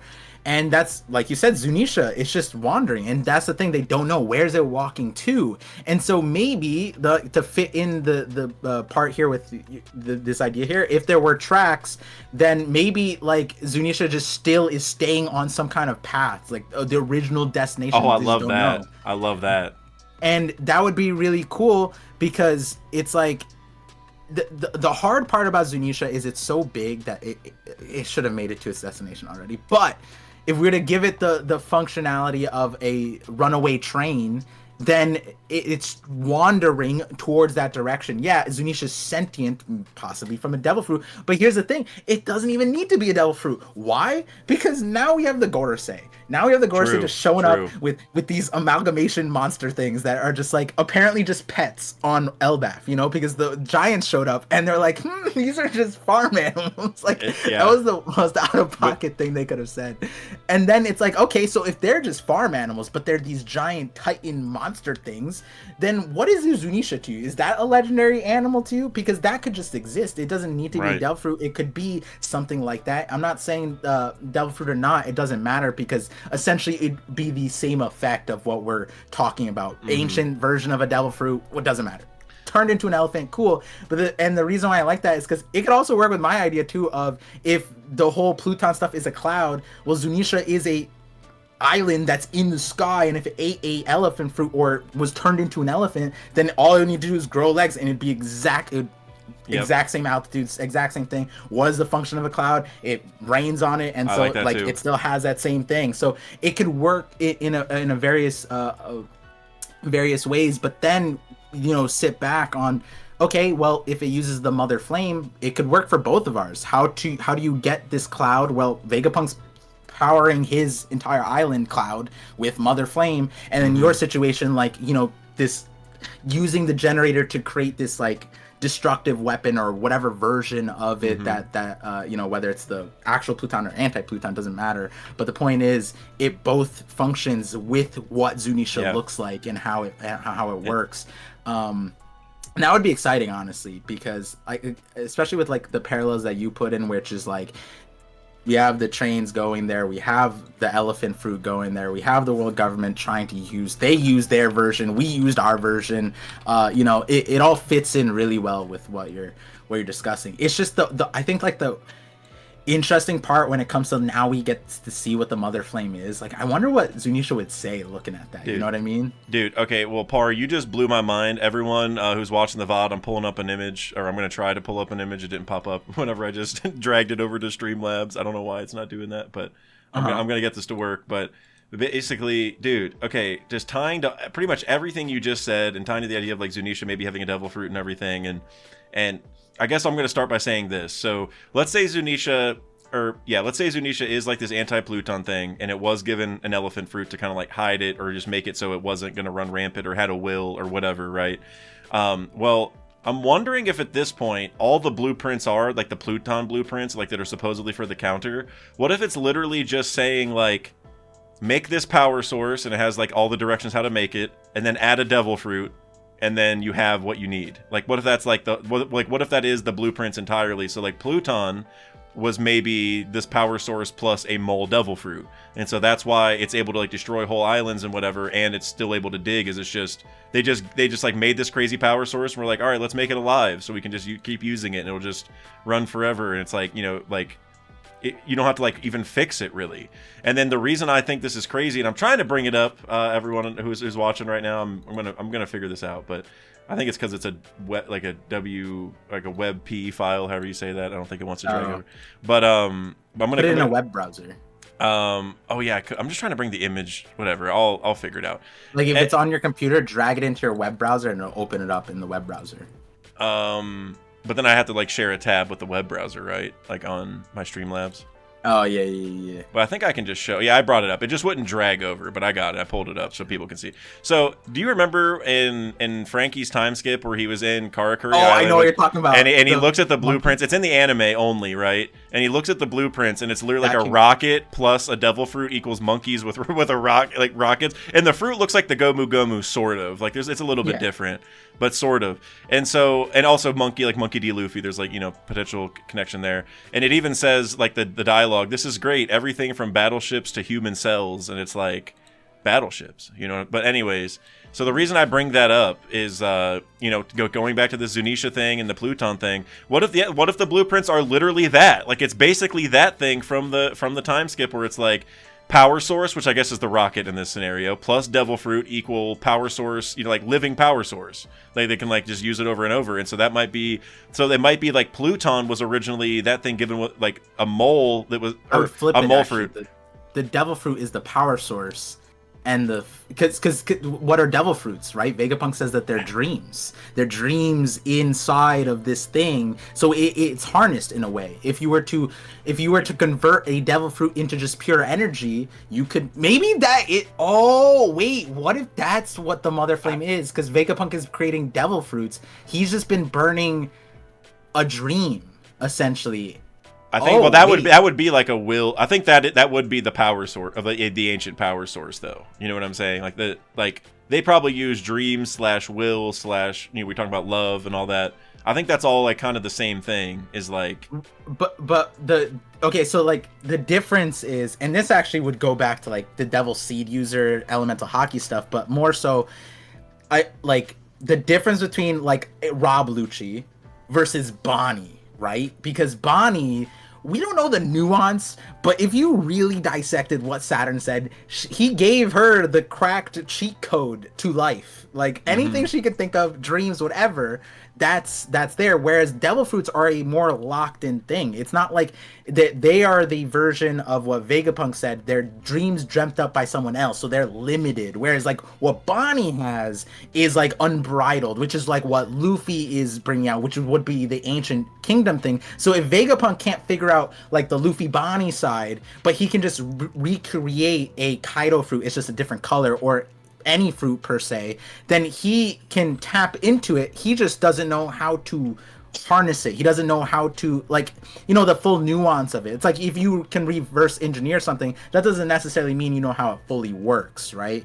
And so it could be that like what you're saying about the Pluton stuff, the Pluton in that equation, like object plus devil fruit is ancient weapon bad, this kind of crazy thing, which would be wild, because then we go back to the idea of like sentient objects, where like the ships are inherently an object in the One Piece world, aside from swords that can like manifest a form.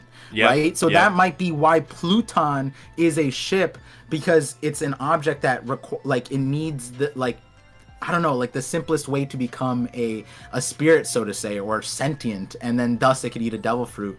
And maybe like you're saying, like you could maybe put a devil fruit into a sword, but Pluton specifically is something that is able to use it in such a insane way that puts it on the tier of an ancient weapon, right? So I'm actually really on board with that idea of like, yeah, like what, you know, they were looking at was that, and the difference with like the Zunisha thing is the like how the devil fruit manifested. That'd be, oh man, that's kind of crazy now that I think about it. Well, the way that I'm kind of seeing it is just that, like, whenever you make a power source like the Mother Flame, for example, like if you wanted to, you know, create like a machine or just a being that could use that power, like in the form of like lasers and all that stuff, then you would just want to give it a devil fruit, because then, like, you know, I mean, I'm no devil fruit scientist. All right, I'm just taking a stab at things here. I might be wrong, but like if you were to go give the Mother Flame any kind of zone fruit,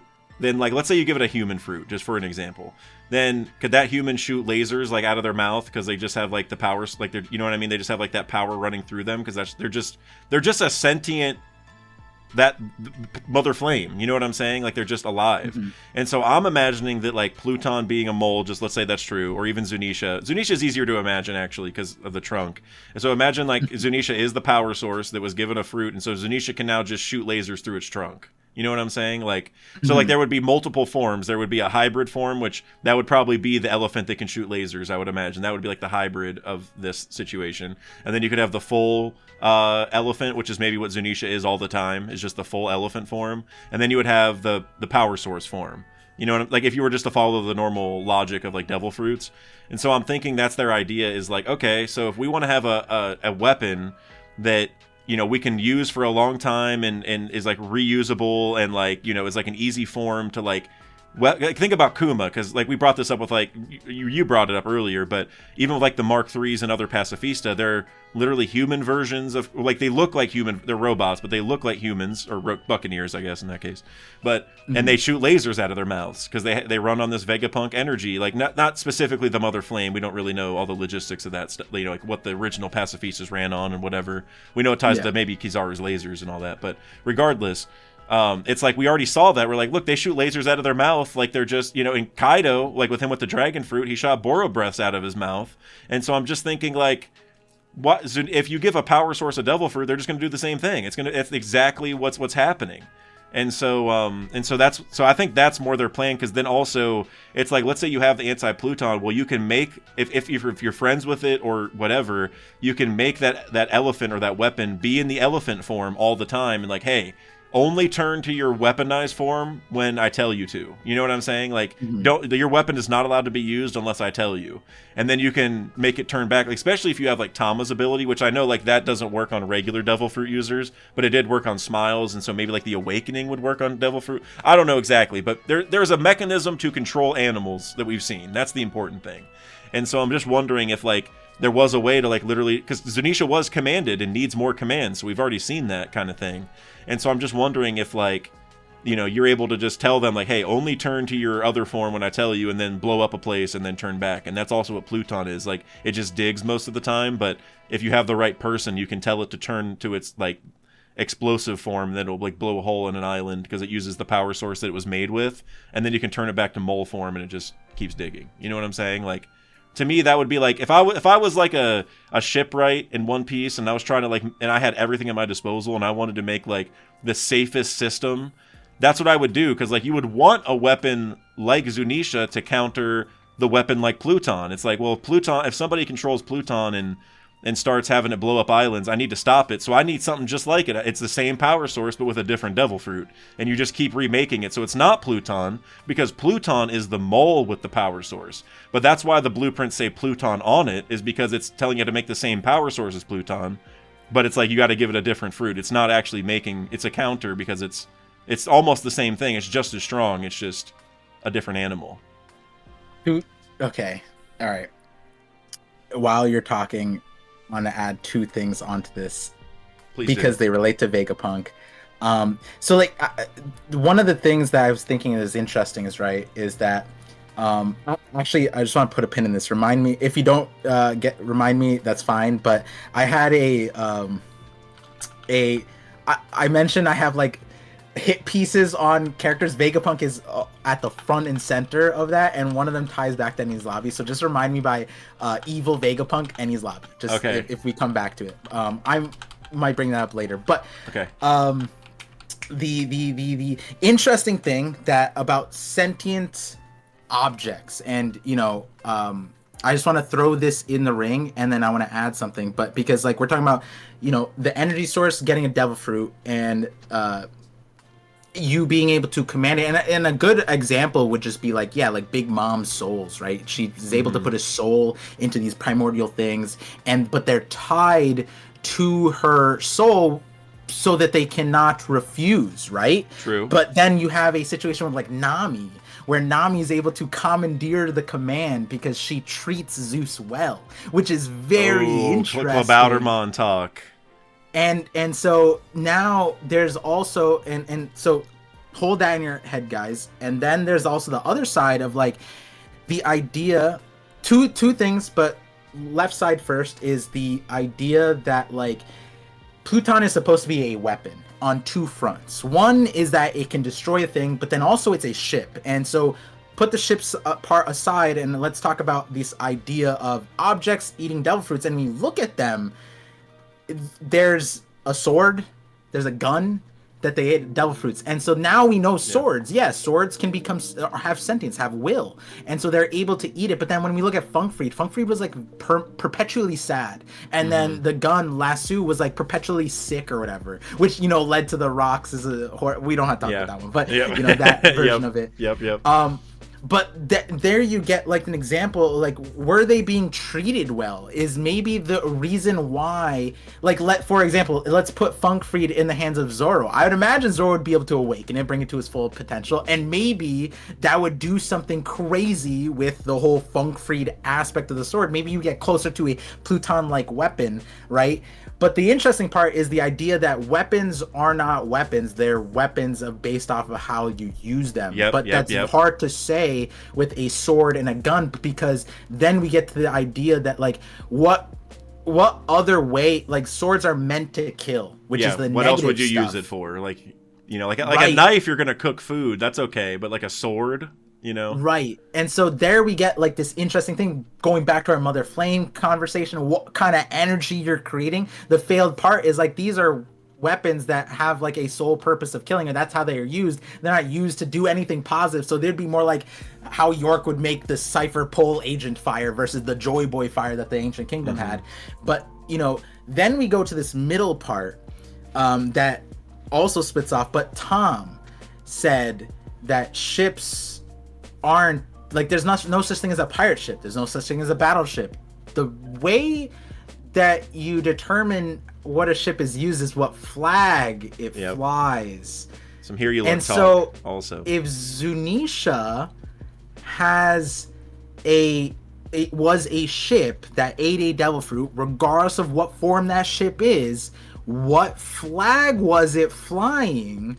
when it had to go choose a certain way, because then we add on to the part that Zunisha is like committed a crime, committed some kind of thing. Maybe it was flying the wrong flag or something like that. And I know that sounds a little dumb at the moment, but just hold on for 1 second, guys, because the idea that it was flying the world government flag and it didn't realize, and it was working on the wrong side of things, could mean that was the purpose that it was used for. When it ate the devil fruit, boom, now it's locked into this certain version, right? But then we add that there is an existence on Egghead, the concept of the authority chip, where it's like, okay, not only are we creating these sentient beings, but we're locking them in with these authority chips that Kuma has, that Bonnie overrides, and Vegapunk gave the command to Bonnie that superseded everyone.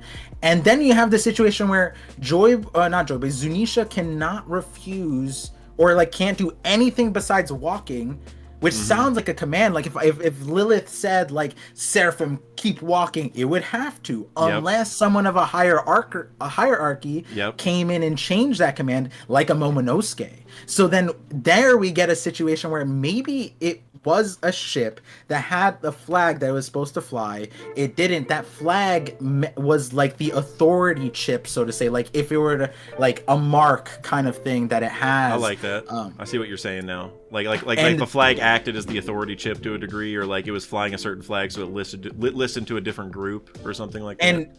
And you're gonna really like this, because at the center of Zunisha is the whale tree with the Kozuki crest. In the center has the Kozuki crest, which would be the authority chip essentially for the thing. It'd be flying the Kozuki flag. Now that's where we could spin out into whole different directions, but I have like a whole video about there being a civil war on Wano between the Kozuki and the Amatsuki. But that aside, we have a situation where we're sitting down with like, why is Kanari Devon here with this fruit that allows you to take the form of somebody else, and they're trying to get the Gorosei, and it's like, is that to command the Seraphim? And it's like, if Zunisha had a command from a fraud or another person that was supposed to be of the Kozuki, but it wasn't.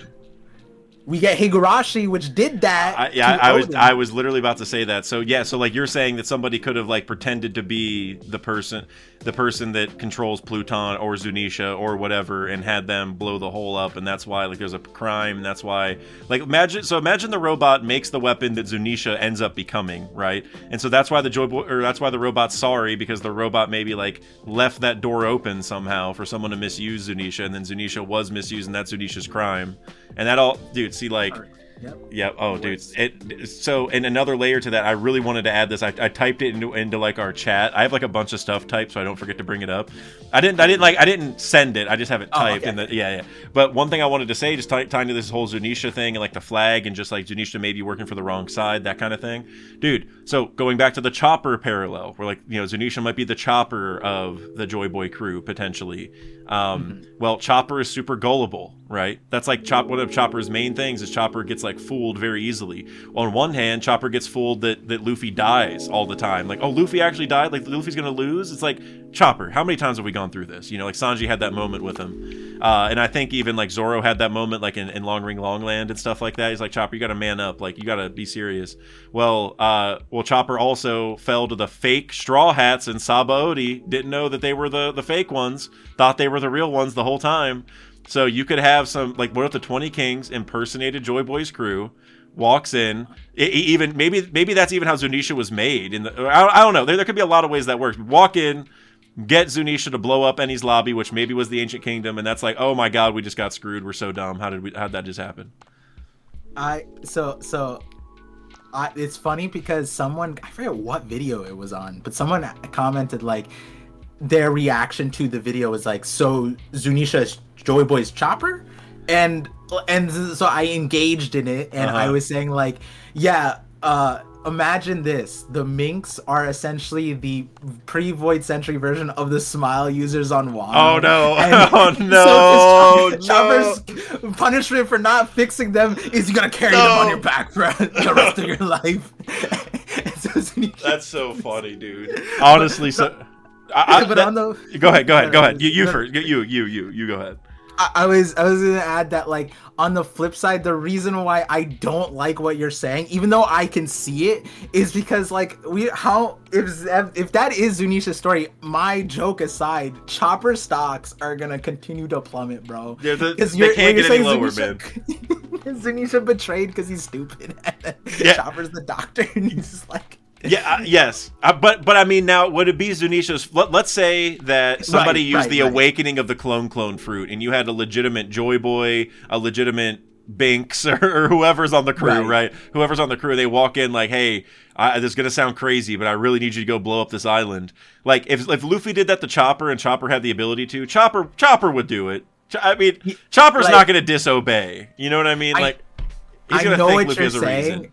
But you know the internet's still gonna put Chopper through the gutter. Like, this guy, everyone's Joyboy's reincarnated, Franky's reincarnated. Look how cool they are, and then this Zunisha just. But Zunisha's making up for it. Wait. Oh, Go ahead. See, I'm so brutal, bro. I said, like, Chopper didn't do anything on Wano. Neither did Zunisha, dude. Oh no. Make it stop. So sorry.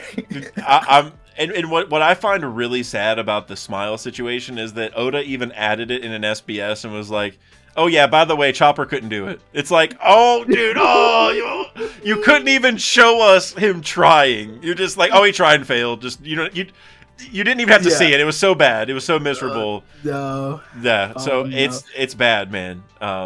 And the reason that, like, the fact that we can mutually laugh about it is so rude. We really like this theory.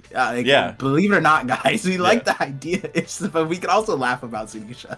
Oh yeah. I mean, there's a lot to laugh about. But I actually want to kind of parlay that into a deeper discussion about Joyboy being born 900 years ago, because how does this all weave together? Because I guess just a few boilerplate questions for you, kind of like, what is like how so the Void, so there was a war when Joyboy started.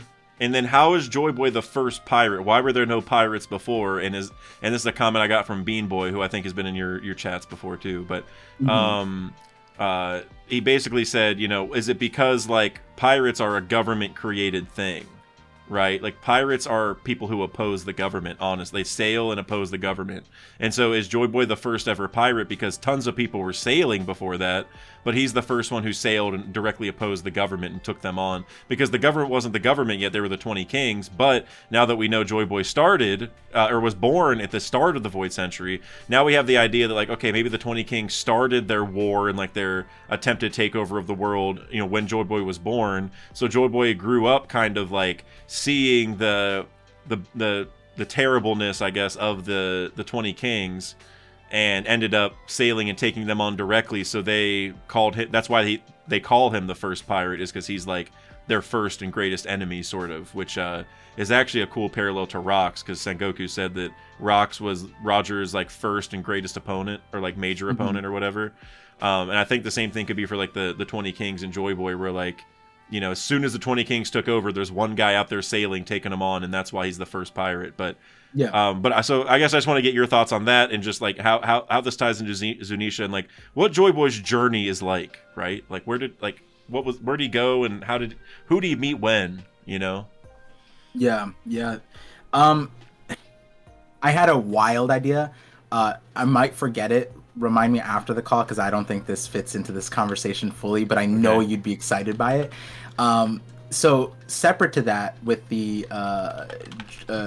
what you're describing with the current new information with it, man, I don't think enough time has sat with me with how many doors this opened up. But, like, one thing, it's like, well, we don't even, based off this dialogue, we don't even know if Nika was a giant or Joyboy was a giant, right? Like, it's from Elbaf, but that doesn't necessarily, like, the first man to become a pirate. Well, now it's also like, wait, Buccaneers means pirate, so if he's the first pirate, that also would imply that he's the first Buccaneer, which makes sense why Kuma and his lineage knows so much about him. That's right? Interesting. and then but then if like, okay, but if he was a giant, that could also work, because then that explains entirely why the world government was so opposed to the thing. But like, it's interesting because Joyboy is from this advanced country, but then he was born, and we don't even know what came first. Did he eat the devil fruit, and just like a Luffy situation? And when they say Joyboy was born, was that like like, oh, was he? Is that where he was birthed, or was that where like he awakened into Gear 5th? Right, and then we that's also a very good point, man. I didn't even think about that. I actually like that angle better. That Joyboy wasn't Joyboy till he awakened. You know what I'm saying? Right, because what is if Vegapunk is saying that he was born at the start, like the date it started, kind of like that's like before Christ and after, like it's like it's so weird, because it's like so going to the nuance of it, where it's like, okay, if he awakened, well, then we also have the discussion of the Gorosei saying the last time it awakened was 800 years ago. So that's at the end of the Void Century. So then there's also the world where Joyboy didn't become Nika until the very end. Maybe just like Luffy did. And that's why, like, where he failed, why he failed. Because, like a Roger situation, but like, it took Luffy 2 years less technically because he needed a break, but like Roger been on the ocean for 40 years plus, right? So it's like not 40 years, like 20 years, 30 whatever years it plus, is, whatever. So like Joyboy, maybe he was on the sea for 100 years, and then he became Nika. He understood the meaning of freedom because he was the first pirate to do it, and he understood it by circumnavigating the globe, which ties in Roger's dream and Nami's dream. So like there's so much stuff about that, which like I'm bringing it in because I have a previous video about that, where it's like Joyboy's that video gets elevated because now if he was the first pirate, well, like you're saying, what does that mean? Because the only reason why a pirate exists is like, it's not like pirates were the first people on the ocean. We had fishermen. Yeah, that's the first question I asked. Yeah, like technically in our theories, Noah was the first shipwright who was made. Why isn't he the first pirate? It's because there was an entity that labeled them the pirate. But then we have the Buccaneer word, pirate thing. So that aside, I am a big fan of the whole thing that the world government were pirates in the first place. They were just the sanctioned ones. They sanctioned themselves essentially, and then thus dubbing Joyboy a pirate. But like you're saying, now we have like, no, these guys, he was the first quote unquote pirate. And so it's so wild, because then it's like, well, I know that we have different perspective of the Void Century and the flooding thing, which that lines up with the real world too. There's all the world has flood theories. They're all slightly different, here and there, which reflects how we're receiving the One Piece thing. But that aside, it's like, how do we contextualize that with the Joyboy stuff? Because like it seems like there was a long-standing history, and if he was the first like person to make a boat, like and sail off on this advanced kingdom, that's like weird too, because then it's like, why wouldn't the world government just label all of the ancient kingdom as pirates, not just him? I'm sure he wasn't the only one on a boat. Right, because and they give us a nuance that it's not Joyboy who created the thing. He was born into an advanced kingdom. So not that he's a Nepo baby, but like to give something that I was alluding to a little bit in my video. But I did not have this context, which if I did, I might have leaned into it a little bit harder, was that if Joyboy was born into the advancement of the ancient kingdom at the same time when this legendary Iron Giant was made, and in my video I said that his hair is the fruit, like the dynamic power source or resemblance, maybe they created him much in a similar light as like a Bonnie character, or like what Vegapunk is doing with like the Lunarians and the Seraphim, right? And that goes like to the biblical stuff where like God created humans and certain things, and then was upset, and then the flood and whatever. But like the point with the the Joyboy thing is like, if back then they had the better versions of everything, then they had the Bonnie who has the limitless potential to dream freely. Right. And they have the Lunarian on the Vegapunk side. They have like the peak of humanity, as he called it, all into one thing. And what that creature is a creature that does not fall victim to what Bonnie did, was the sapphire scales, for example, which is something that I would imagine Joyboy would not suffer from, which is why he's using these powers freely. I don't know. That whole context is a whole separate discussion, the sapphire scale stuff. But then there's like this whole idea of like, you know, well, the Seraphim were technically made on the behest of the world government. So it's like, if the Void Century started and ended with the world government doing that stuff, is there a world where that same thing happened, where it's like a command was given to a certain person, or these line of creatures were made? I saying creatures kind of like, I kind of sound icky when I say that. I feel gross saying it like that, but like, I don't know. I know what you mean. But like, I'm saying like Kaido creature, anything between like Tanji and Kaido, anything in between that, that's what we're talking about here, right? And the reason why Joyboy would be something specifically different is, well, if the Seraphims are authority chipped race that are under a command, and then at the same time, let's add in Buccaneers. Buccaneers are supposed to be a race made to serve, essentially, according to the Gorosei, which, you know, I think Kuma flipped on his head, because realistically he's still serving everybody besides himself, to a certain extent. He gained the will to use it for what he wants rather than someone else.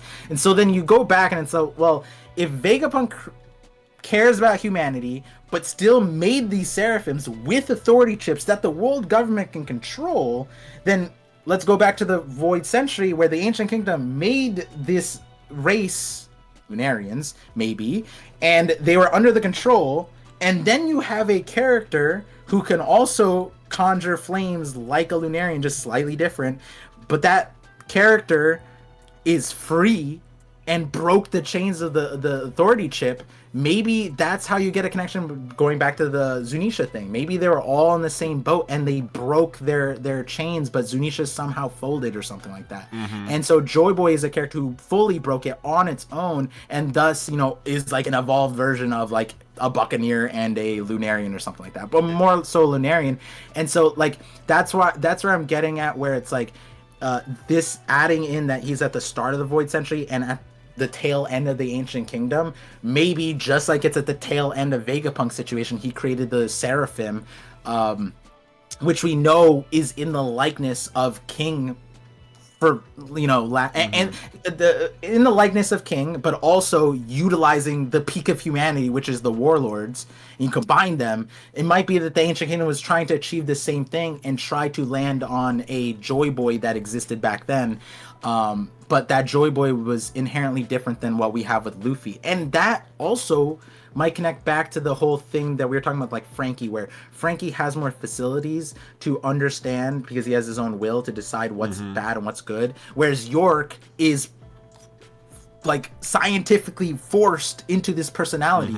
And so their character defects are because of the scientific failure, essentially, that like the natural versions, the natural people aren't troubled by or hindered by. So you know, and that's just one idea that ran through my head during the chapter reaction, and there's so many more, because like, dude, like you add Zunisha into this, Fishman Island, we haven't even talked about Fishman Island. Where do they fit into that either, right? Like, because Joyboy went down there, talked to Poseidon, wanted to bring them to the surface.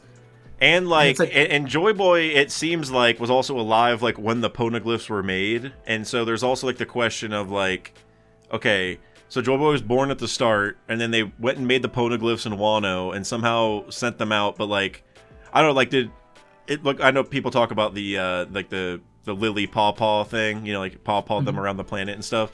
But I think it's just like, you got to, like, the logistics of everything now is like so in the air, you know, because it seemed like, at least to me before, is like, oh, Joyboy maybe was like a pirate before the Void Century, but like, you know, his pirating is what started it, because he, you know, like maybe he, or not like it started it, but like, you know, he was a big pirate at the time, and then, you know, like the 20 Kings tried taking over, and that's like where it started, like they clashed or whatever. But now it's like, okay, so the dilemma is outside of him to a degree. You know what I mean? Like he's like just a player in the bigger scope of this entire altercation, which is like you know, to a degree he always was, but now he's more of that than I thought, where it's like, okay, so like this whole thing really isn't even about Joyboy. Joyboy just kind of came in and tried stopping it, which is kind of like what Luffy is, right? Like I mean, all these mechanizations of the world have been going on forever, and then Luffy just gets born and just gets in the way. It's like so it makes a lot of sense in that sense. It makes a lot of sense in that sense. Yeah. What's that?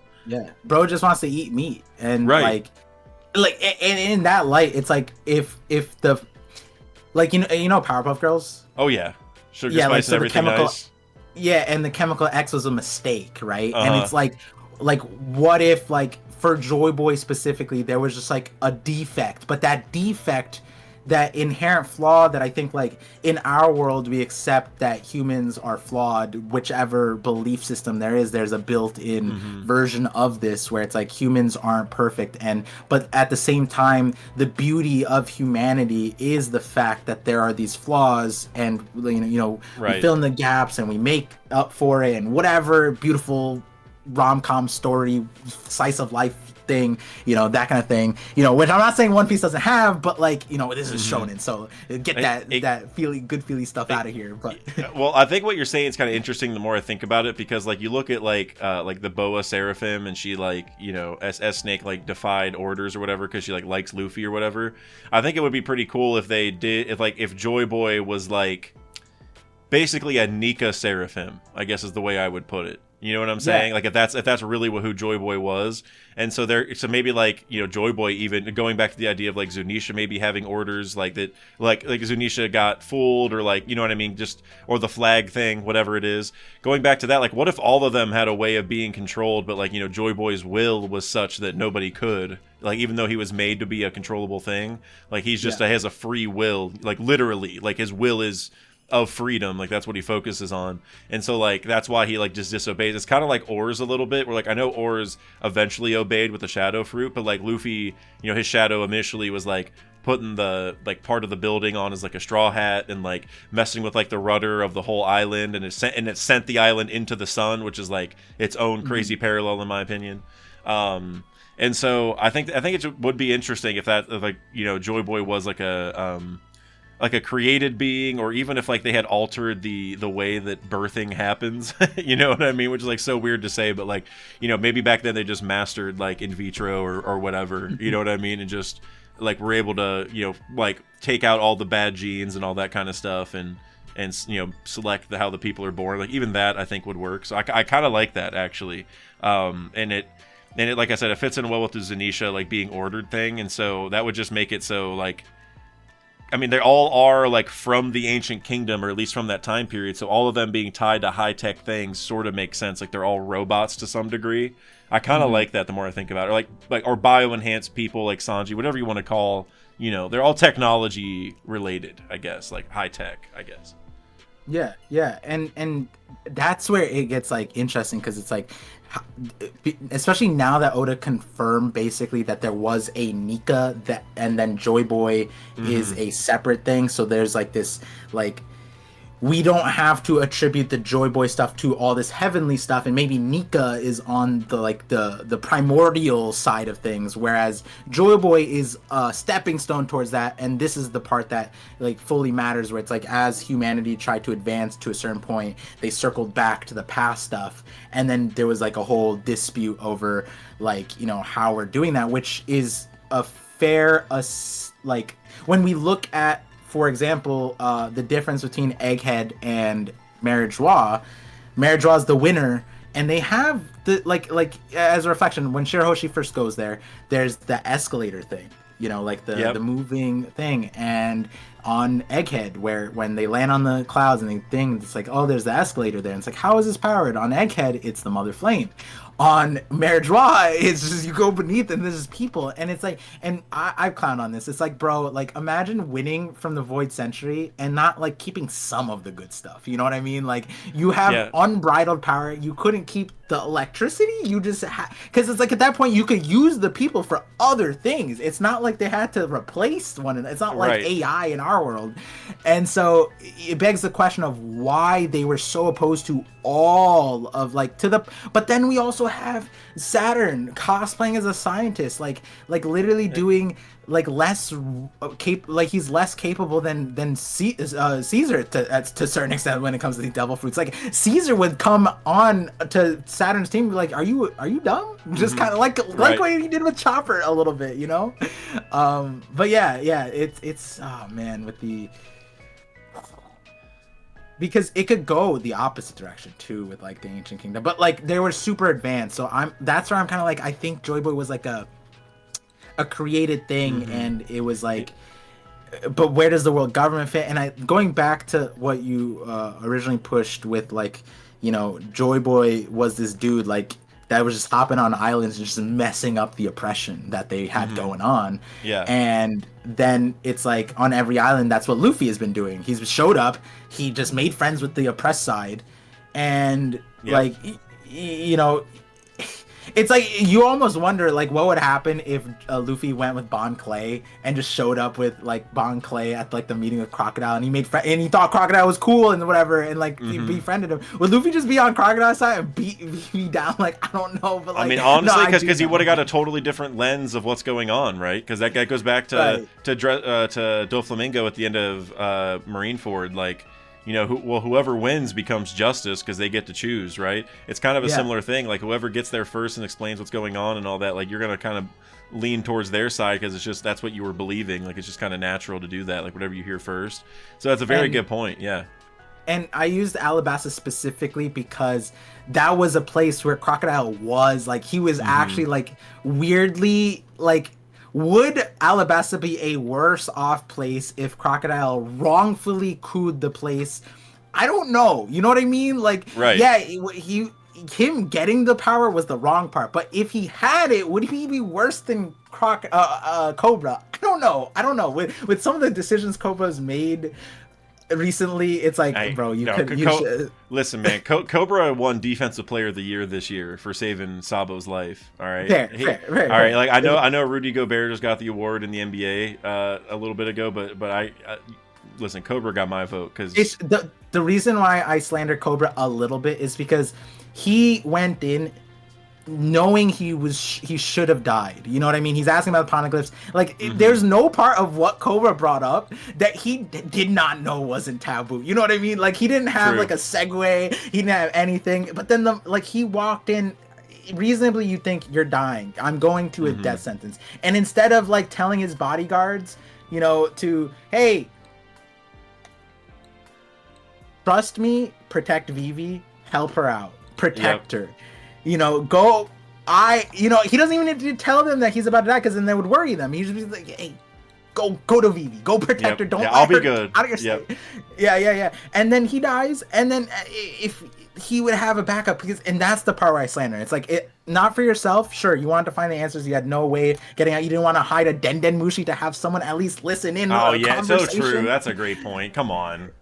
It's like there's so many things that I could put in and poke at Cobra, but he's just Vivi's dad at this point. It's fine. He's just Lily's message receiver at this point. He's Sabo's bodyguard. It's fine. Well, and I also want to make a parallel here again with what we were saying earlier about maybe like someone impersonating Joyboy's crew, or impersonating someone where everyone, like where Zunisha fell for it. Well, you think about in Alabasta, Mr. Two's power was used to be Cobra, and people were like, oh, okay, like, you know, Cobra was like ordering the army, or like Cobra in quotes, it was Bon Clay, was like ordering the army to, like, you know, attack people or whatever, right? whatever the situation was. And then you look at Dressrosa, and we had a similar thing, except it was Doflamingo controlling Riku and whoever directly with his strings. So it was the real people, but they weren't even, controlling it themselves. They were like he was being forced a different way. Kind of like the authority chips, but a more direct way, like puppeteering, basically. And so, and then also, like with Wano, you brought up the Momonosuke thing with Higurashi, but also Sukiyaki, same thing, right? Like, Higurashi turned to Sukiyaki, like, pretended to die, and then, boom, you have a new leader because of that. Like, we've seen time and time and time again in One Piece that, like, if you dupe who the person is, like, you basically, if you can impersonate someone's will, that's truthfully what I think it is like, if you can make people believe, like, your will is a certain thing, like the king of, like, Cobra, the king of Alabasta's will is this thing, well, people are going to be like, oh, well, I gotta behave a certain way then, you know what I'm saying? Like, if he said it, then I gotta do this.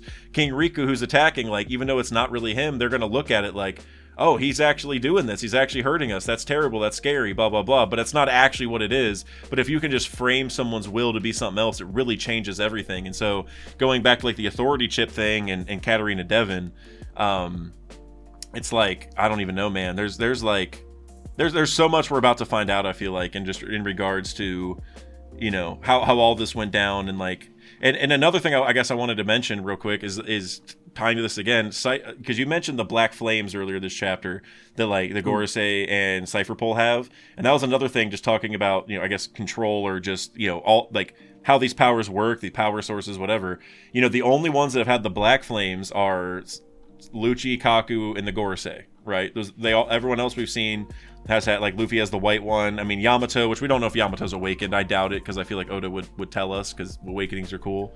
But, like, Yamato also had, like, a ribbon thing that was, like, white. And so, like, it seems like Oda's making just an evil versus good thing there, but I almost wonder if there's, like, a layer of control, because, for one thing, it wasn't until Lucci and Kaku join CP0 that they get the black flames around them and they can awaken, right? That they can successfully awaken, at least. And then the Gorosei are obviously, like, under Imu's thumb and are another group. And if you go back to, like, the this one scene, and you had it in the very start of your video, where if you look at, like, this one scene in the anime, it shows like Vegapunk and the Gorosei and stuff, and then it shows, like, the authority chip, and then it shows the Cypher Pole group right afterward. And I remember seeing that, and I sent it in my Discord right away, and I was like, guys, are they just controlled? Is that what this is? Like, are they just forced to listen? Is that what's happening? And so that goes back to everything, like, we were just talking about, is just like, I don't know, like, people are getting duped or forced to do things, and it's just, the Gorosei, like, the government's doing something that's, like, crazy. And so I think they probably did the same thing in the past. They just pretended to be whoever. And yeah, no, I think, like, so we're veering off of, like, the chapter thing, but this is why this chapter is so dope.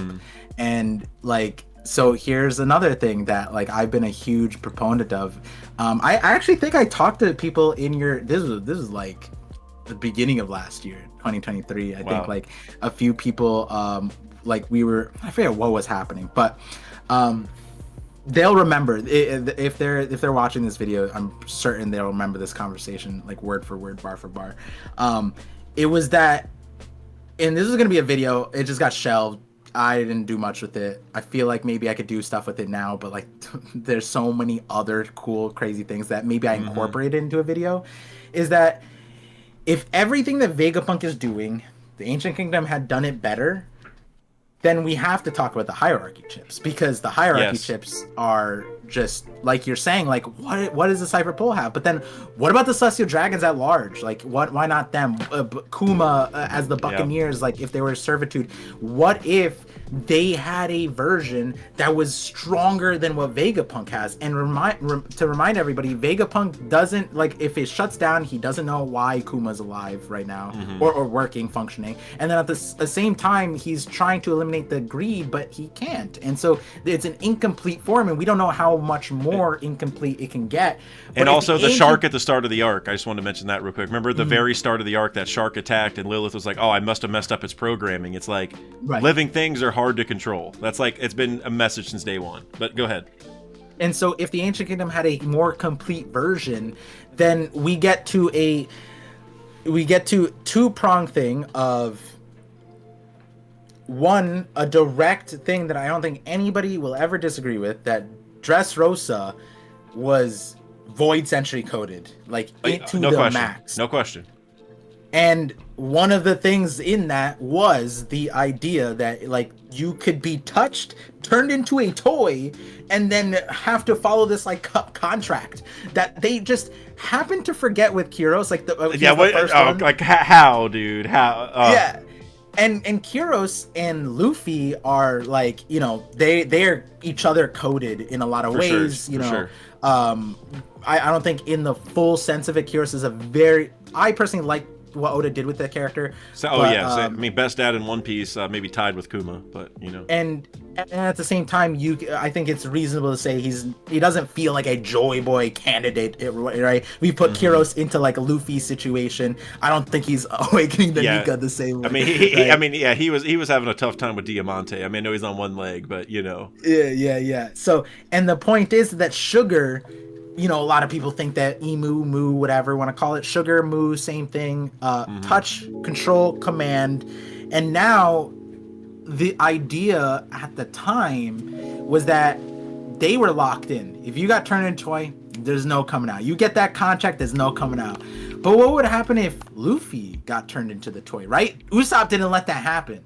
But like, would Luffy be able to break free of that? Well, that's the discussion people have been having. Like, well, Law broke out of the woman thing, so can he bring out the toy thing? I feel like he could, if I had to guess.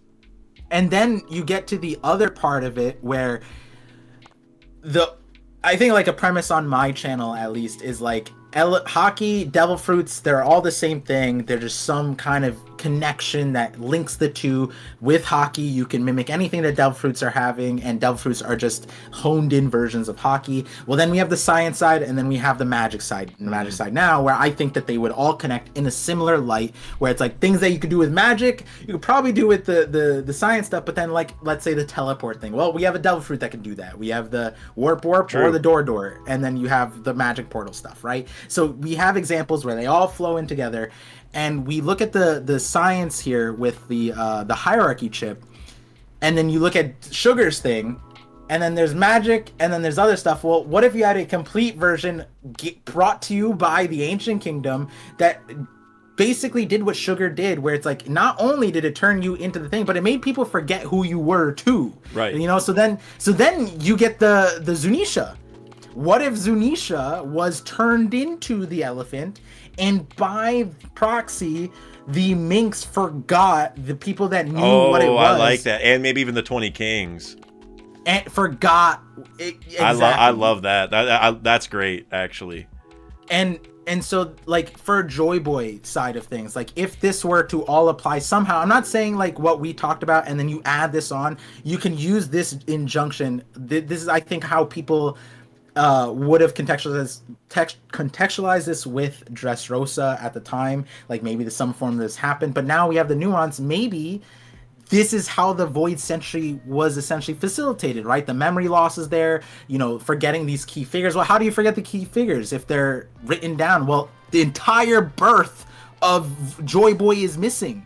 So then, are we saying that Joyboy was turned into something, and that's why everything related to Joyboy was forgotten, to the extent of, like, the only things that reminded Dressrosa of Kyros was the statue? But now let's play into another side of things where it's like, Joyboy doesn't have to be his name, right? Like, just like how Luffy's name is Lucy on Dressrosa. Luffy's name in Tantada's is Luffy Land. If Fishman would call him Luffy, right? But then Wano, they know him as Joyboy. And also Luffy Taro, remember? Luffy Taro. So now you have a situation, well, let's make everyone forget who this guy is, but now we have the names. Which one lands down? And it's like, wait, yeah, this one has Luffy, this one's Luffy. Maybe they're the same person. Maybe that's how we get Nika. But like the Joyboy part, maybe, you know, there's another entity. And oh man, I was gonna say this for the part afterwards, but we're cooking, so I'll just add this in here. This has been an agenda of mine for a few streams, podcasts, whatever. I'm gonna make a video on it during the break week, so maybe by the time this is out, I have the video just for people who want to listen to it. It's not. I don't think it would be a large video, but it depends on what kind of sauce I add to it. But my thought has always been that like so when we go to the Ivankov Sabo situation, Ivankov called him Flame Boy. And so when I saw that, and I don't know why I didn't click sooner, they called Luffy Straw Boy. And so I'm like, okay, Joyboy is probably a nickname given to the Ivankov parallel of the past. Yep. But that Ivankov parallel might be Bon Clay parallel. And that, so we're going to see a character where Bon Clay essentially, when we see, so there's like an inherent thing that Bon Clay has done to this time that actually made Joyboy kind of mad, Luffy mad, which is that Luffy, he keeps on Bon Clay sacrifices himself unilaterally and Luffy can't pay him back. It's like one of the only characters in the existence of this. Yep. And so if we're talking about characters that Luffy apologizes to, which I brought up in my thing, and the only time really it's like that first time in Log Town where he's like, sorry guys, I'm a goner. But other than that, in a fight situation, Luffy doesn't apologize because he'd rather die than have to ask for forgiveness, you know? So then, but then we have a Bon Clay situation where after Alabasta, he took the thing, he fought off as Joyboy and lost the thing in his stead. Well, then on Impel Down, it was a flip scenario where instead of masquerading as an ally, he masqueraded as the enemy, the number one enemy, the one that Luffy could not even beat, and he had to flee from. He masqueraded as that enemy and took command. And so then, you know, like again, if I were to spiral this into if I were to spiral this into a bigger video, well, if we were to talk about Joyboy's biggest enemies, it would be Imu. So the Bon Clay version of the Void Century either at one point impersonated Joyboy or impersonated Imu, and it could be a different context. But then we also have the entrance, which is where the video gets confusing, because Imu said, I don't know if this was a mistake or not that Lily did this. And what if it wasn't Lily? What if it was Bon Clay's predecessor? And then you get the nuanced information. Well, if Lily was attributed to sending out the poneglyphs, and like you said, like the whole logistics of it's kind of crazy, but at minimum, the poneglyphs are written by Kozuki, and whether Joyboy knew the writing and written himself, it seemed like, I think that there was an ally that was Kozuki, had him written. But then if the apology was written before Joyboy by the Lily impersonator, that would be the Bon Clay, and that would explain why its name is Joyboy in the poneglyph, and that's the name that passed on. And so that's where I was like, oh, maybe I spin this into that direction. But the minimum thing is that the name Joyboy passed on, and so like Bon Clay keeps on sticking through, and like in the Impel Down situation, he impersonated Magellan and lived and thrived. And so maybe there's a world where that version of the Void Century somehow survived and passed on the story. And well, we know the whole like on Elbaf, the story exists for Nika. But then how does this work for the Buccaneers, for example, right? So that's where it gets all complicated with, like, dang, like, how did this name perpetuate? But, you know, the whole, like, Ivankov saying the Flame Boy, whatever, and then you have to recognize the role that Bon Clay and Ivankov play as, like, kind of the characters that everybody, at least Bon Clay, everybody loves, but Bon Clay is, like, a chimera of a person, where, you know, it's like this character that can embody everybody, but is super happy at the same time. Very interesting. So like the happiness is like Joyboy-esque, and then but then has the power that Higurashi abused themselves, but is Luffy's ally. It almost sounds like this is like the Kuma parallel in some ways, but yeah, and just the way, like the clone fruit, the name of it is so insane, because the Seraphims are clones, and so you get a character that is able to be got nearly everything. And then you get, like, Bonnie could technically do the same thing, right? Bonnie impersonated could become Nika, so to say. So it's like Bon Clay taking the helm of what Joyboy did. Maybe so you know, there was a lengthy conversation, but I was gonna add this last part where you said the Annie's lobby, they like the using the Joyboy thing. What if it wasn't Joyboy? What if they used like the Bon Clay who was impersonating Joyboy and he sacrificed himself to do something like that? Or on the flip side, maybe Joyboy was used and then they used Bon Clay, like he sacrificed himself that in that way too. Like in the sense that like the way I'm looking at it is that yes, there's a character who betrayed Luffy and there's a character who maybe mistakenly betrayed Luffy. Those could be separate characters, but there's also a character that took like a death sentence. And I mentioned that in my video, but like this is a whole like Bon Clay is a whole different ballpark in my opinion of like, you know, yeah, Kuma's last thing was like, you know, protecting the ship, whereas Bon Clay like sacrificed himself for Joyboy, which is or Luffy, which, you know, what does that mean for the Void Century? Mm-hmm. How is that playing off? Because in a lot of ways, Luffy would not have made it anywhere without the Bon Clay part there. So like given the scope of how impactful or how connected Bon Clay's character is, not just thematically but also like from a personality standpoint, also from a power standpoint, like the powers are still relevant. Like clones are huge still, and we had a whole clone saga in this community. Mm-hmm. And so it's like, dang, with Bon Clay, and he's in Impel Down too, which is also kind of important for the whole sinking stuff. Well, so I mean, so well, one of my first like big video, like that cracked like double-digit 1,000 views, was actually about how Bon Clay is like representative of one of Joyboy's wings, essentially, because like, I mean, obviously all the friend stuff, but also like Bon Clay was like friends with Luffy the instant he met him. He even said like, I don't usually do this, but like I'll tell you about my powers and like all this stuff, you know, like he was like breaking the rules for Luffy immediately, essentially. But the reason I really like that is that you look at Higurashi, and just like you're saying with like him, like Bon Clay essentially enabling Joyboy to like live or go on and like to exist, essentially. Well, Higurashi did the same thing, because if Odin wins against Kaido, Joyboy never comes back, or at least not against, you know, Kaido and Wano, right? Like he doesn't face that level of threat to push him to that level. Like it might be that, you know, Luffy maybe next time he faces a threat of that kind, it's not in a situation where he gets to come back in Gear 5th or whatever. You know what I mean? Like basically Higurashi played a role in Joyboy returning in that regard. Like made sure, you know, because Kaido even said like, Joyboy's the man who will beat me. And so Higurashi's like, well, this man isn't Joyboy, like Odin. Like, not saying Higurashi actually knew, or Higurashi cares. Like, Higurashi's probably a terrible person.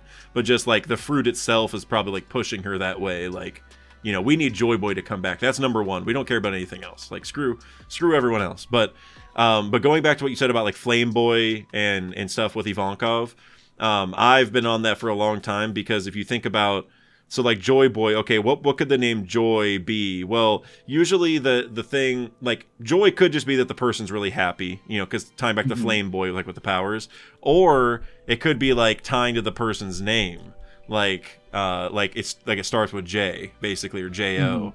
And then you think about the story of Jonas and the whale, where like he got eaten by a whale and like it was stuck in there for multiple days, because like, and it's because he like defied God and stuff like that.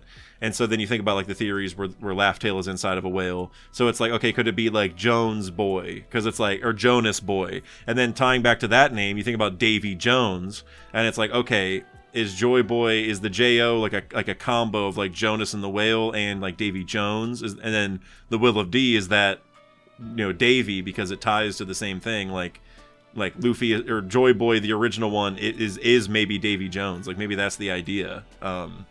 And one other thing, tying back to the idea of like when Joyboy was born, / like, is that really that like Joyboy, like, is it Joyboy the person with the nickname, like the Gear 5th version is born 900 years ago, or is it that like literally like he came out the womb 900 years ago? Like those are, you know, it's two different things. Well, whenever, just tying back to Davy Jones, you know, like the Davy back fights, that's where like that was first mentioned, and Foxy won 920 straight before losing to Luffy. And I always thought that was interesting, because it's like 920, well, Luffy's 19 and the Void Century was 900 years ago. Was Joyboy born 920 years ago? And that's like the sign is like it's been 900. Like Luffy was 17 at the time when that fight happened. So like the timeline's a little bit off in that regard, because like, you know, the Davy back fight was pre-time skip.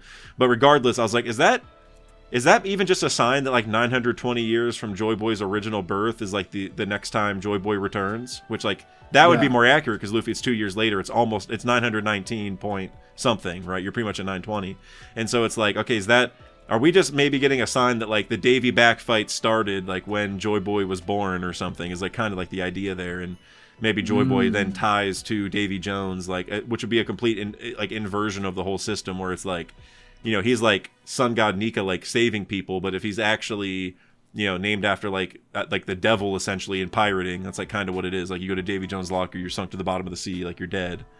And so I'm just wondering if that's like how this all ties. It's like it was Jones Boy or something, and so that's why it's Joy Boy now. I like the year comparison. I think that I completely forgot about that, but yeah, that lines up time wise. The part of the night 17 versus thing, it still works because technically Luffy ended his career there, so like he's not, he can't really like continue. So it's like technically that's the last time, and then you know Oda would just be using numbers to put another message. But that could be like the Yokozuna on Wano, who was, I don't remember if he was undefeated or whatever, but like it was like then Luffy shows up and then like he's fighting him or whatever, and then he breaks that streak and he just mollywops him, right? But it's like this king of a well situation where Luffy being the first pirate, he goes on to every island and just like one-ups everybody, right? He beats everybody. And so like there could be a, you know, Foxy but like Doflamingo who's running a tournament, Davy back-esque. Like if you were to combine Foxy and Doflamingo, you get a scary character for sure. Oh yeah. And they both like the game, they did Coliseum, you add it together, that's like the Rome piece comes into play, the Olympic video that I made, where it's like, I think that the Foxy stuff is like, in the same light as you. We think that it's very important. I know there's a lot of people for some reason think that the Davy back fights aren't going to come back. Oh, 100%, no question, in a major way too. Yeah, even if not in the future, God, guys, it happened in the past. So let's be for real right now. So it happened, and then you know, what could be the case is like Luffy beats this person and it's undefeated. The person was undefeated, and Luffy be the first one. Kyros also had that reputation, right? He was undefeated too, right? And then oh yeah, I don't know what the streak was, but yeah, because like in the Coliseum, right? Yeah. So he was undefeated too, and so like that's interesting. Joyboy having that kind of like that level of power. Oh man, I'm forgetting what I was gonna lead to with it, with the record. With Davy back fight wins it. It's tough. We're cooking too hard, man. It's tough. It's tough to remember everything. I even had a couple things written down that you're supposed to talk about later. So I know it's tough, man. What's it called? Yeah, damn, I should have wrote it down. With the Foxy thing, going back, not the Afro stuff. I wasn't gonna bring that stuff, but that's obviously we always could. Yeah, I mean Ivankov has an Afro tying to all this Joyboy stuff. Luffy winning. Damn, I'm forgetting. Maybe it'll come back to me.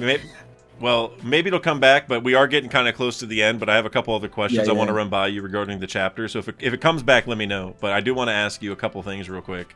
I'm gonna send you know this panel already, but I just sent it to you anyways.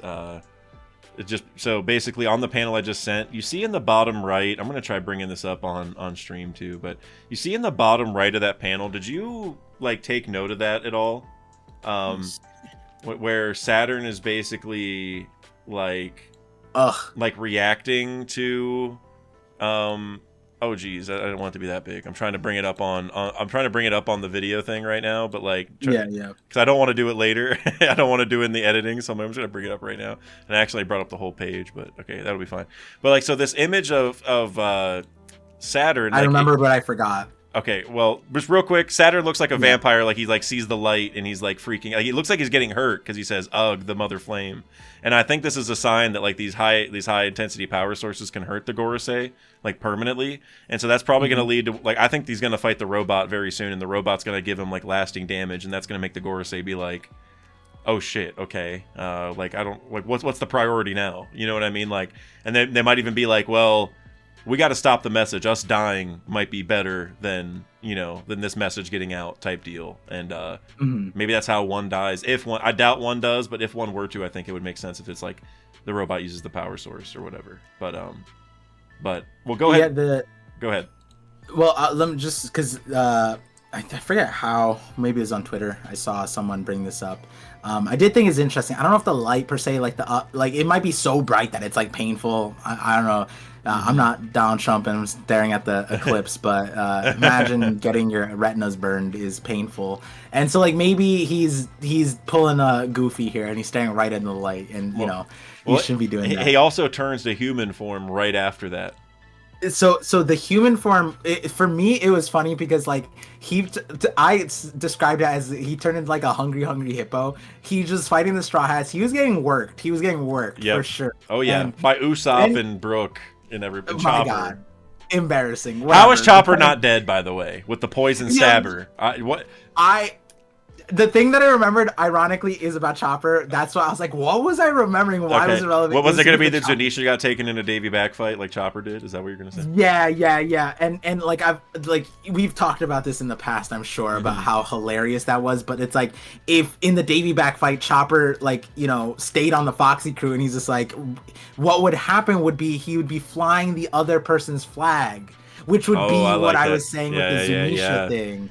Dude. And so, you know, the contract thing all works where it's like, because one of the goofy things about that was if you remember my Fraud Valley video, I didn't even say like this is why we're on the same side on a lot of things, because we're open to fun and goofy things happening in the story in a serious context. And so the Davy backfights coming back does not break us. It doesn't hurt our souls. It's not offensive if you bring up the Davy backfight in End Stage One Piece.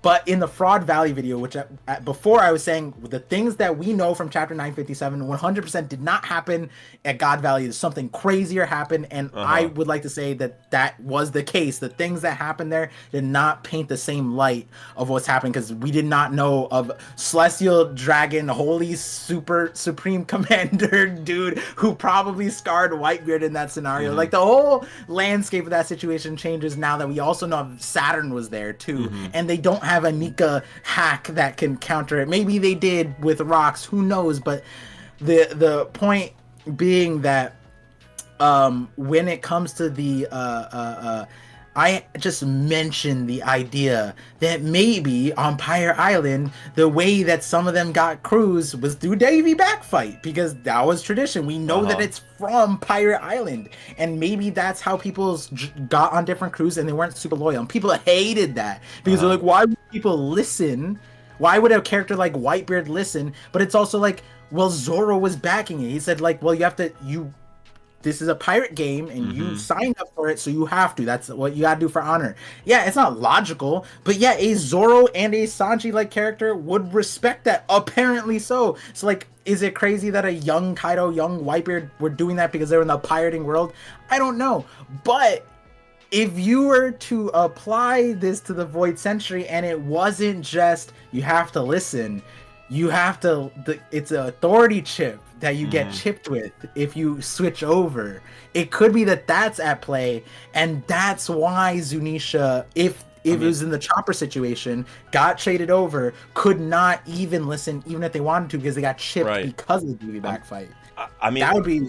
I could see a scenario where, like, just like the Davy backfight versus Foxy, I could see a scenario where, like, Joyboy loses the first round, and so they get Zunisha, like, you know, like, the bad side takes Zunisha, and just before the second round's even over, they have Zunisha blow the hole at Ennie's lobby. You know what I mean? Because, like, technically during that time period, that Zunisha would be on the other crew and would be forced to listen. Like, that would be, like, a scummy thing that Foxy would do, I feel like, is, like, get the one crew member and then just slow the game down. Because, I mean, that happens, like, in real sports, where it's like, okay, we have the lead, so let's just, like, make the game as slow as possible. You know what I mean? So we can, like, you know, try to keep this lead or whatever. And so I could see a similar scenario where, like, they're about to start the second, because like the second game's the groggy ring, And so if you can keep the ball away from the other team the whole time, then they can't score. You know what I mean? Like, it would never end. So I could see a scenario where, like, the first game ends, they get Zunisha, and then they just cheat in the second game to make it, like, almost never end, and then Zunisha just has to go and blow the whole Eddie's lobby, because for that time period, Zunisha is a crew member on the other side. You know what I mean? Until the whole game's over. Like, you actually switch sides and sit with the other crew. And it's like, what if they just... Like, what if Imu put the ball on their head and Imu just, like, has some powers to just, like, disappear, like, they teleport away, and they're just like, alright, the game's just never gonna end. Like... Yeah. I mean... No, this actually works really... Wait. Like, so, it's getting late, and we're going to the Gear 5 levels of theories, right? I know. And... I love this because, like, this happened with, like, Eden's, where we just connected on this thing that we never get to talk about, and we just kept on going and going and going. And this is also kind of thing, like, how many other... No, I'm not gonna say creators, but how many other situations can you just keep going and we end up on Davey backfight, and we're still this enthusiastic and passionate? Yeah, and for so, sure. What if the third round was never played? Yep, but it is now between Luffy and Imu. That's the final. It never actually happened. Like, and that's why they're so afraid of just his existence, and the way it might not be the slow down. I love that so much. The parallel is not slowed down. Imu made everyone forget that there was a game going. Wow, I love that. So, like, it's still going right now. You know what I mean? Like, I love that. And the Giants might be like, yo, you gotta do this thing. You gotta put the thing in the hoop. And that could tie to, like, Zunisha, where, like, maybe the groggy ring round did end at some point, and Zunisha came back, where, like, they somehow won. Like, Joyboy had to, like I don't know how it would work, but, like, not sacrifice himself, but, like, maybe, like, once they finish the groggy ring, they're like, all right, well, this final one's gonna have to happen later. You know what I mean? Like we can't do this yet because, like, the world's ending currently. Like, because it would make sense, because maybe because of Zunisha, what she did, or he, I don't know, I guess in this scenario, like, because of what Zunisha did, they're like, well, the world's flooding and everyone's in terror, and, you know, like, you just kind of cheated in the game anyway. We'll finish this later. Like, we'll come back or whatever. And it just, you know, never happened until now. That would just be such an Oda thing to do, where, like, the final battle is like a legitimate final climactic 900 year pirate battle. You know what I mean? That's essentially what it would be. Like, you know, like, Luffy and Foxy have been waiting this long to fight. Like, if it was built up and, you know, foreshadowed, like, it's almost like Zoro and Mihawk, where, like, we know that fight's happening, and I'm a big believer that it's going to be the final round of a Davy back, because they're going to fight the Cross Guild. And, like, if you're going to do a Davy back versus the Cross Guild, well, the strongest person on the Cross Guild is Mihawk, so Mihawk's going to take the combat round in the end, right? And so if Mihawk's going to take the combat round, well, the Straw Hats have to let Zoro take it. Like, Luffy's not going to get in the way of that. You know, Luffy's going to be like, all right, Zoro, you got it. Like, I trust you. It's not... You know, it's all good. Yeah. And so I think it's just interesting where, like, that's a full story long thing where the battle might end in a Davy back, and, like, that Luffy, who's, like, obviously parallels Zoro in a lot of ways, where, like, they're both, you know, the 1 and 2, and Zoro has, like, his own massive dream in terms of strength and all that. It's like they could each you know, like, kind of finish a Davy back in, like, their own different ways that are, like, climactic, you know, to take down, like, the old guard in a way. It could even be so the groggy ring thing is beautiful if we're saying it's mid-game, and so meaning that the last round is Luffy versus Foxy, in this case Joyboy Nika versus Imu, whatever, and that's would be had. And, you know, Luffy didn't win that unilaterally. That was a tough fight, even though it shouldn't really have been. But guy Foxy, man, Oda pulled some strings to make Foxy elevate, you know, just like he pulled strings for Anelda. What are you talking about? I don't know what you're talking about. And Luffy loses without the afro. And maybe this is like, though, you know, the Gorosei, right? They're not anything to scoff at, but Luffy's beating the brakes off of them. And maybe, like, Imu is seeing them get the brakes beat off, like, just has watched Gear 5 in existence and, like, I ain't even trying to mess with that. And so in the middle of the groggy round, like, Foxy was, like, paying the ref or whatever. That was the forgot, everyone forgets. And then you get a situation where we go back to Dressrosa, for example, where maybe, and this is something that I like to tell people, because a few people, or one person commented, and nothing against the commenter because I completely agree, is that I don't see Oda doing one-to-one only parallels from Void Century. I think they're like blends. Like there's the Franky element and then the Vegapunk element. You combine them, you get the person in the Void Century or something along those lines. And so similarly, Usopp, he had a mission that he needed to do. But right before he did it to finish the I forgot what the SOP mission, right. Robin got turned into a doll, and because Robin got turned into a doll, he forgot about like everything except for Luffy. But and so then his natural instinct was to run away, because why?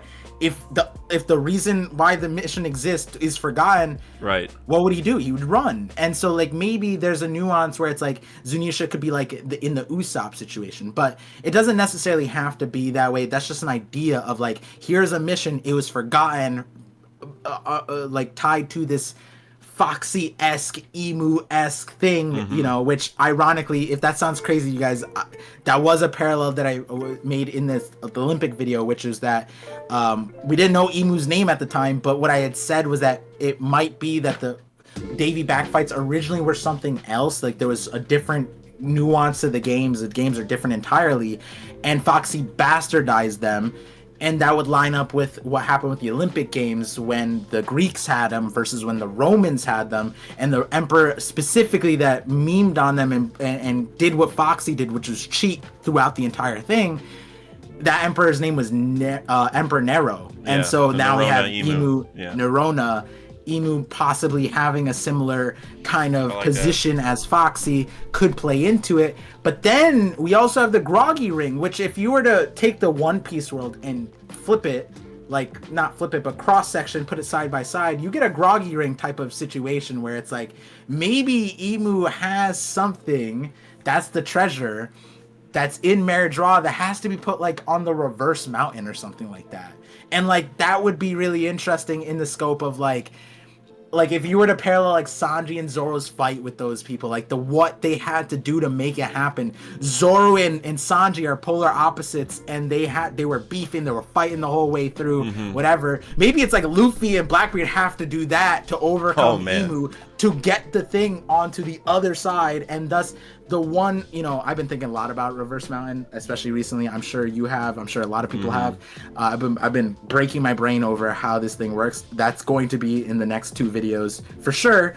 I'm sure a lot of people will. Just want to put it out there. But like, that's an odd thing, right? This mountain that shoots up water and defies physics also, like what is that about? And then it's also like next to Elbaf, technically it's on the opposite side of Meridra. Why don't they do anything? Why don't they just plug it up? I don't know, but like maybe there's something there where it's like they need to plug that up, and that would stop earthquakes or something. Maybe that would stop the sinking. I feel like it would cause it. Well, and I'm gonna get into that. So real quick. So this will be the last thing because I do have to go after this because we're about to hit 3 hours. I don't know how long. Well, I guess the recording will probably be that long. So if you're still watching the VOD, by the way, thank you. I appreciate you.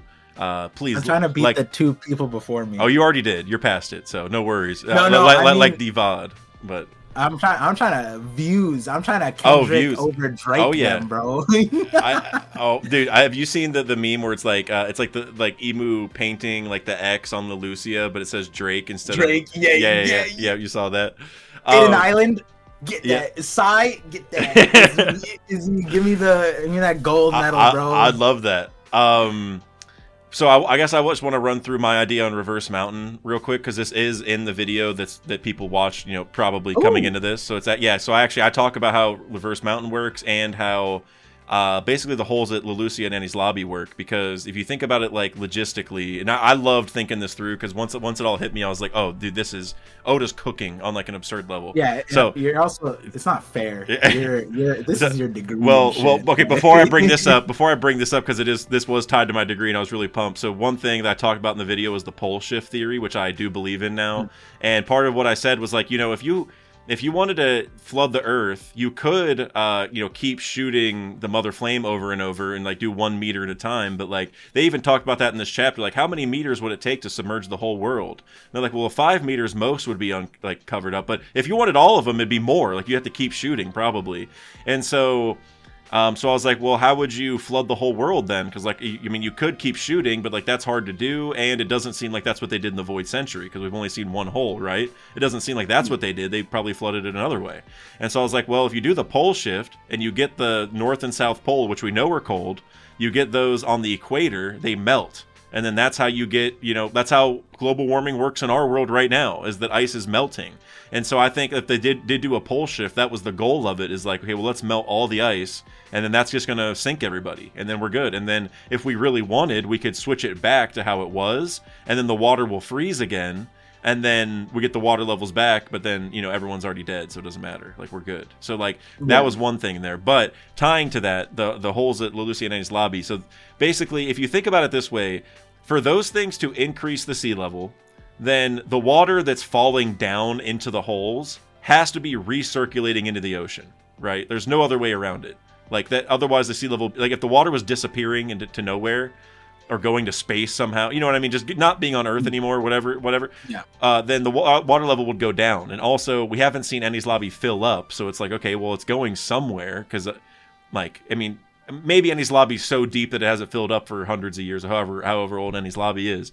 But that seems unlikely. It's like, it probably would have filled at this point, right? That's just, I mean, I just feel like that's acceptable. So yeah. I was like, okay, so how in the world is Oda making this happen? Like, where's the water going that it gets back into the ocean?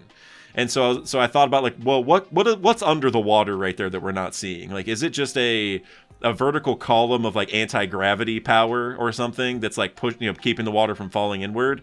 Or is there something under the water that we don't see that's making that happen? Because if there's, like, a giant tube under the water, basically think about Wano's walls, but in reverse. If you have a giant tube going down to the bottom of the earth, like through the ocean, it would look like that. There would be a waterfall over the lip of it, you know, from the ocean falling into the tube. You know what I'm saying? Like, yeah. And so the way the tube would form is, like, whenever the laser shot into the island, it's just probably, like, kind of like melting the earth around it, because, like, the island is like islands are just like a giant, you know, like, mountain under the sea, essentially. You know what I'm saying? Like, it's like lava that's dried or, like, you know, solidified and become like an island, or, you know, there's a couple different ways, but yeah. Basically, if you shot a laser down, it should melt the rock and create, like, a tube, right? Like, it would destroy everything down it, but around the perimeter of the laser would leave like a stone tube kind of thing. Like, it would just melt the rock and solidify. So then I was like, okay, so let's say there's a giant Wano-like tube, but it's reverse, where in Wano, it filled up and the water fell outwards. For under Enies Lobby and Lelouch, it's a tube that's filling up inwards, but never actually filling. It's like the complete opposite.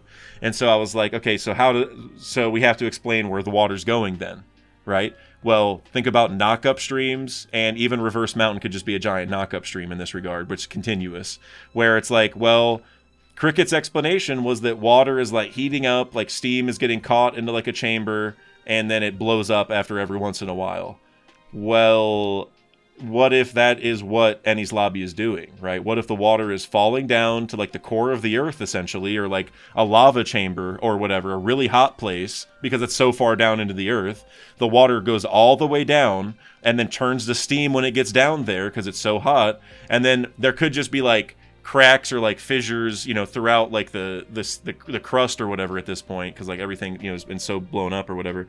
So basically the steam piles up, gets pushed through, like, these, you know, just like these cracks in the ground, and then that eventually creates a knock-up stream, and that's how the water comes back. Is like the water goes down, turns to steam, goes throughout the rest of, like, the Earth's crust or whatever, blows up into these knock-up streams, boom, the water's back, because, like, the steam is the water in that point. It's just, you know, the gas form. And then for the knock-up stream, like, not that it has to be Enies Lobby that's causing it, because I think the Enies Lobby one causing the one, you know, for Skypiea would make a lot more sense, right? And then I think for Lelouch, the warm eddy we saw in Egghead could be the result of that, right? That could be like it pushed the water on the other side and it pushed it up or whatever. But then for Reverse Mountain, I'm just wondering if that could be, like, something that the Ancient Kingdom started. Like, there's, you know what I mean? Like, like, maybe their power source or whatever, like, one of their, you know, the sun they can create or whatever is, like, in the center of the earth, and it's continuously causing Reverse Mountain as it is, because, like, it's just a continuous knock-up stream, right? Because that would make sense. If Reverse Mountain's just a giant knock-up stream, that sort of answers it, right? Like, it's just, like, the power, like, because there's, like, wind drafts going up the island that pull the other oceans up, and it's like, well, if it's just that, like, you know, like the water up top is being shot up so strongly that it's like creating some kind of like vacuum or something. I don't really know how it would work, but yeah. So I'm just thinking like yeah. So generally, what Cricket said, I think just imagine that on a much bigger scale, and that's what's happening with Eni's lobby, because like the water has to be going somewhere. Like where else would it be going? You know? Yeah. There's also the like. So what I will say, because like I have a video coming out that gives context to it, but the reality I want to give is, if of everything that we talked in this video, the least like locked in of anything is like what Reverse Mountain is, period. I personally think that Oda gave us a clue outside of Lucia very recently, that could, like, I'm talking very recently, to give people clues, maybe if they want to try and figure out where I'm at, but that could explain Reverse Mountain from in a similar way, where it's like you look at Wano and you apply it and maybe it works here. And my nuance on Leloucia and Eni's lobby and how their inner mechanisms work at the bottom, it's changing, it's shifting. But to talk in the context that you brought up and to link one of the ideas was that maybe, so like you're talking about a tube and it goes in and it wraps around and like we don't know where it goes, possibly could be in all the blues, and it leads up to the Reverse Mountain and it brings that there. One interesting note that I will give people as far where I'm at, it's interesting because the Reverse Mountain had like Norse Viking gates, and the Reverse Mountain technically is right behind where Elbaf should be. And so like it's weird because Reverse Mountain could be made by the Giants and facilitated by the Giants. And then you have like what, ocean sovereignty, Hakoku sovereignty, where they have giant wind gusts and it probably pierced the thing and maybe even created a Reverse Mountain. Maybe they open the gates to the world, kind of like how they got Luffy off of Little Garden. Maybe it's a similar way. Maybe that's how maybe Nika, whatever, Joyboy was the first pirate. Maybe it started on Elbaf and maybe it went that way. I don't know. But the point, the other side of this is that what we do have is the functionality, which though I mentioned in my Godfather Shanks video, Oda does kind of need to explain this a little bit, because the way, something that was weird was that Franky said that like there's the deep ocean currents that connect all of the blues all together, which then it's like, wait, so that they're connected, then Sanji's dream's fixed. But it's like, how are they connected? How do you go through that? And apparently it's really difficult, which is why I was saying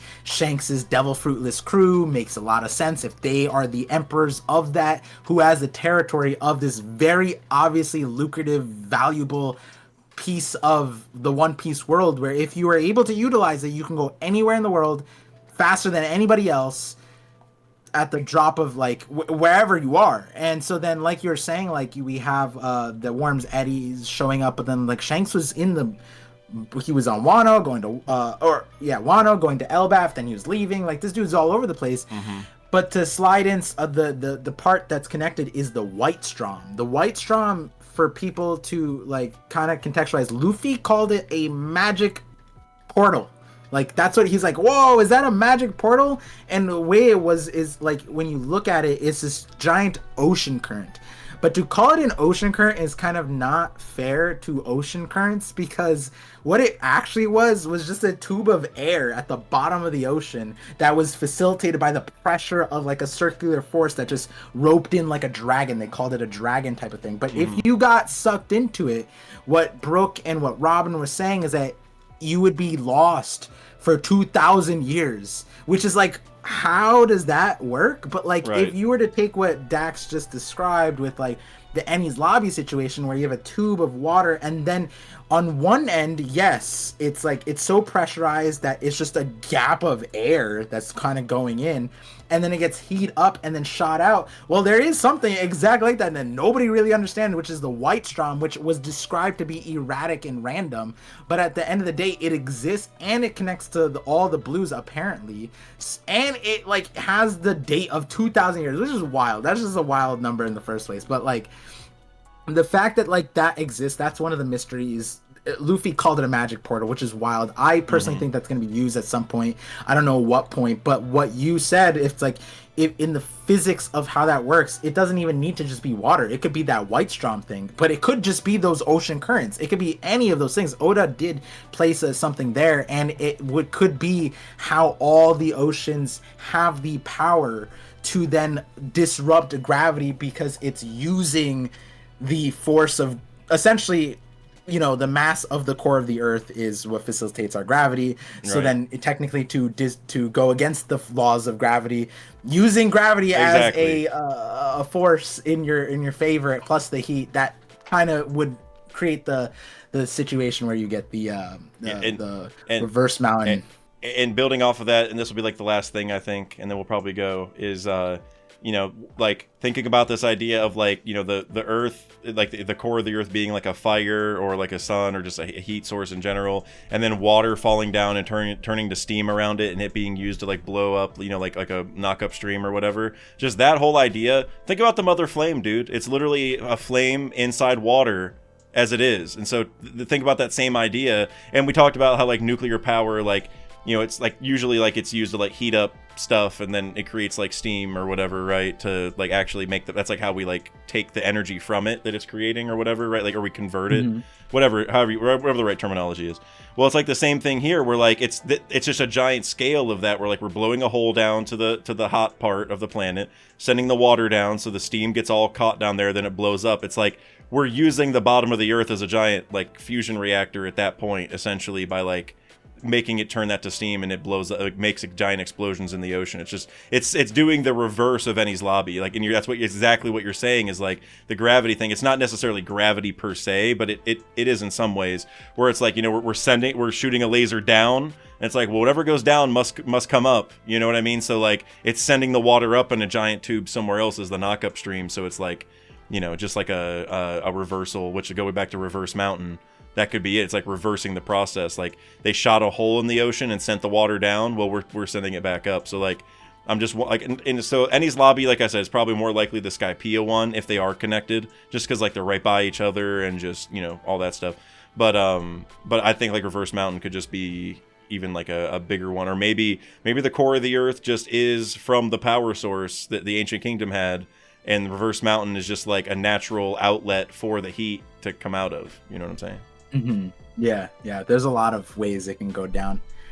There was a few things that I could add, but we should wrap it up here. Otherwise, we're going to solve the One Piece. I know. Yeah, and for those watching, it's like 2 a.m. the night after the chapter drops. So once the Cavs beat up on the Celtics by like 25 points, I was like, you know what? I got the energy. I'm going. I'm talking to Par. Yeah, but it is getting late now, and I was cheering pretty hard for my Cavs earlier, man. I was getting real into it. But yeah, we did beat the big bad Celtics, so it's 1-1 now. But look at that joy, that power, the mother flame that you got going on, the undying flame field. Oh, dude, whenever the Cavs are playing, I could create a hole at Eni's lobby with the amount of power. Hey, yo, chill. Oh, dude, whenever we won Game 7 in 2016 against the Warriors, and we won the title, dude, the amount of energy I had in my body, 10 mother flames, you know what I mean? Like, easy. That's dope. But Par, thank you for doing this, man. Really appreciate it. You did awesome. Do you have anything you'd like to plug, or let people know where to find you? I'm sorry I haven't been active. That's changing. I think that latest video I have is proof in the pudding that I'm willing. I'm back, and I'm not better than ever, but I like that video, and that video is a testament to what's coming. If we have time, Dax, I'll tell you one of the future videos, a quick recording. But okay. As far as like what I'm trying to do, I've been here and there with like, let me do more collabs, which this I'll always do, like, if another creator hits me up and do that. But like on my channel, I think I have to put that in the back burners and get these videos out. And you, of anybody in the community, I think most, because you know how many thumbnails are. I know. We have the same artists, and like they tell me sometimes, they're like, oh dude, look at this great thumbnail I'm doing from Par, and I'm like, oh, that's dope. And then like I'll keep looking at your channel like every month. I'm like, when is that getting used, man? Like, I'm ready. Like, I don't want to spoil any, but I know there's one Egghead related. I'll say it after. I don't want, you know, just in case. But there's a No, couple. you can say I probably showed Okay. that. Oh, One. the Kuma one. Yeah. So like there was a couple that I really liked. So I was like, okay, I'm ready for these Par. So anyone watching, definitely be ready for Par to get cooking. Yeah. I teased that. I felt so bad because now I'm looking at my scripts. Literally, the script that's coming out like this week, possibly, or not this week, maybe next week, is literally this time last year is when it was done, and I'm like, oh my god. And that means that the thumbnail was commissioned before, right?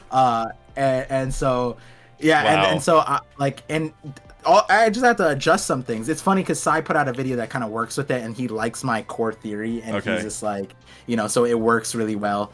Actually, you know, part of the video, it's the Holy Knights video. Okay. So well, the swords. That's all I'll say. I won't say anything. Yeah. Else. So there's a blend of it, which is awesome. But yeah, like so there's a lot of these videos are gonna start coming out, but also just the current stuff. The main one that I teased on my last video is a tree video, which that's what I want to talk to you about because it's kind of exciting. I teased it on stream today because someone brought it out of me, but I didn't tell them the cool stuff that I'm thinking of, and I'm not fully set down on it, but I do want to make this video, and I do want to make it the next video. So awesome. It is what it is. I'm going to be locking in on the videos, long form, short second, and streams. Well, as long as I was just putting out chapters, I'll be putting out reactions just like Dax. We're going to be keeping it consistent and solid, at least on that front. Hell yeah. Yeah, I always think like, damn, Oda is like busting his ass, and out here I'm complaining about reacting to the chapter, and it's like I always, if I'm ever like, damn, like I don't have time for this right now, I'm like, but Oda has the time for all of this. Yep. What the heck? And like, and he's putting like so much detail. Like I know the editors help him with like drawing and stuff, but like we didn't even talk about this, and maybe you and I can in a separate instance, but like the A in Mu thing on the Mother Flame, I'm like, how does Oda how does he have time to even think about these little extra additions like that? He has to. He has satellites. There's no other way around it. Like there's no other. It's not like you like we worked crazy stuff. Like there's just not time in the day to like think like this. Yeah. Like period. He might be the man couldn't see for the last 7 years or something like that. And put off his eyesight. You know who Vegapunk, or you know who Oda might be? Is a Seraphim. It might be like a Vegapunk Seraphim. Like because he'd be like a robot, but also would have like the brain fruit, like in green blood. You know what I'm saying? So, someone's eating for him, dude. He doesn't have time to eat, poop, or sleep. Come on, like let's be for real right now. Yeah, there's no way. Well, Par, thank you so much, man. I really appreciate it. Can't wait to see what else you're cooking, man. But everyone, thank you for watching. I appreciate it. And thank you for giving us your time, and thank you for supporting Dax. Like this is the second channel. It's doing good. Appreciate everyone who's making the time for us. Yeah, no, for real, man. Especially these last couple videos like this, they've done really, really well. Like even above my own expectations. That I was like, all right, if this gets X amount of views, I'm gonna be real happy. And they've gone way past the last couple times, so it feels like you guys are liking these. I feel like this was a really good one. Especially because like this is like very topical too. Like, we just talked about the chapter, so it's just like that's very recent. So yeah, thank you guys for all the support here. Thank you for supporting Par also. I mean, you're only like a few months away from 100K, my man. You know, especially if you keep cooking. If I actually post, so we'll fix that. So that'll be a lot of fun. But thank you all for watching. Make sure you like and subscribe if you haven't already. That would really help the channel out and help it grow. And we're gonna keep doing these with every main channel video. We'll have one of these, and I might even start doing these like. I might start doing like one a week, and if I have a video, I'll attach it. If I don't, I'll just upload it anyway, because these aren't too bad to make, and it's really, I love talking to these. We often talk anyway, you know what I mean? Like we'll DM for a while about stuff, and I'm like, maybe we'll just get on a call and just record it and let people listen to us like theorize live, because like that's kind of how a lot of this goes. Is like this is where some ideas hatch from, so. For sure. So, all right, guys. Yeah, thank you all. Hope you all have a great evening or morning or whatever time of day it is whenever you're watching this. But signing out. Go Cavs.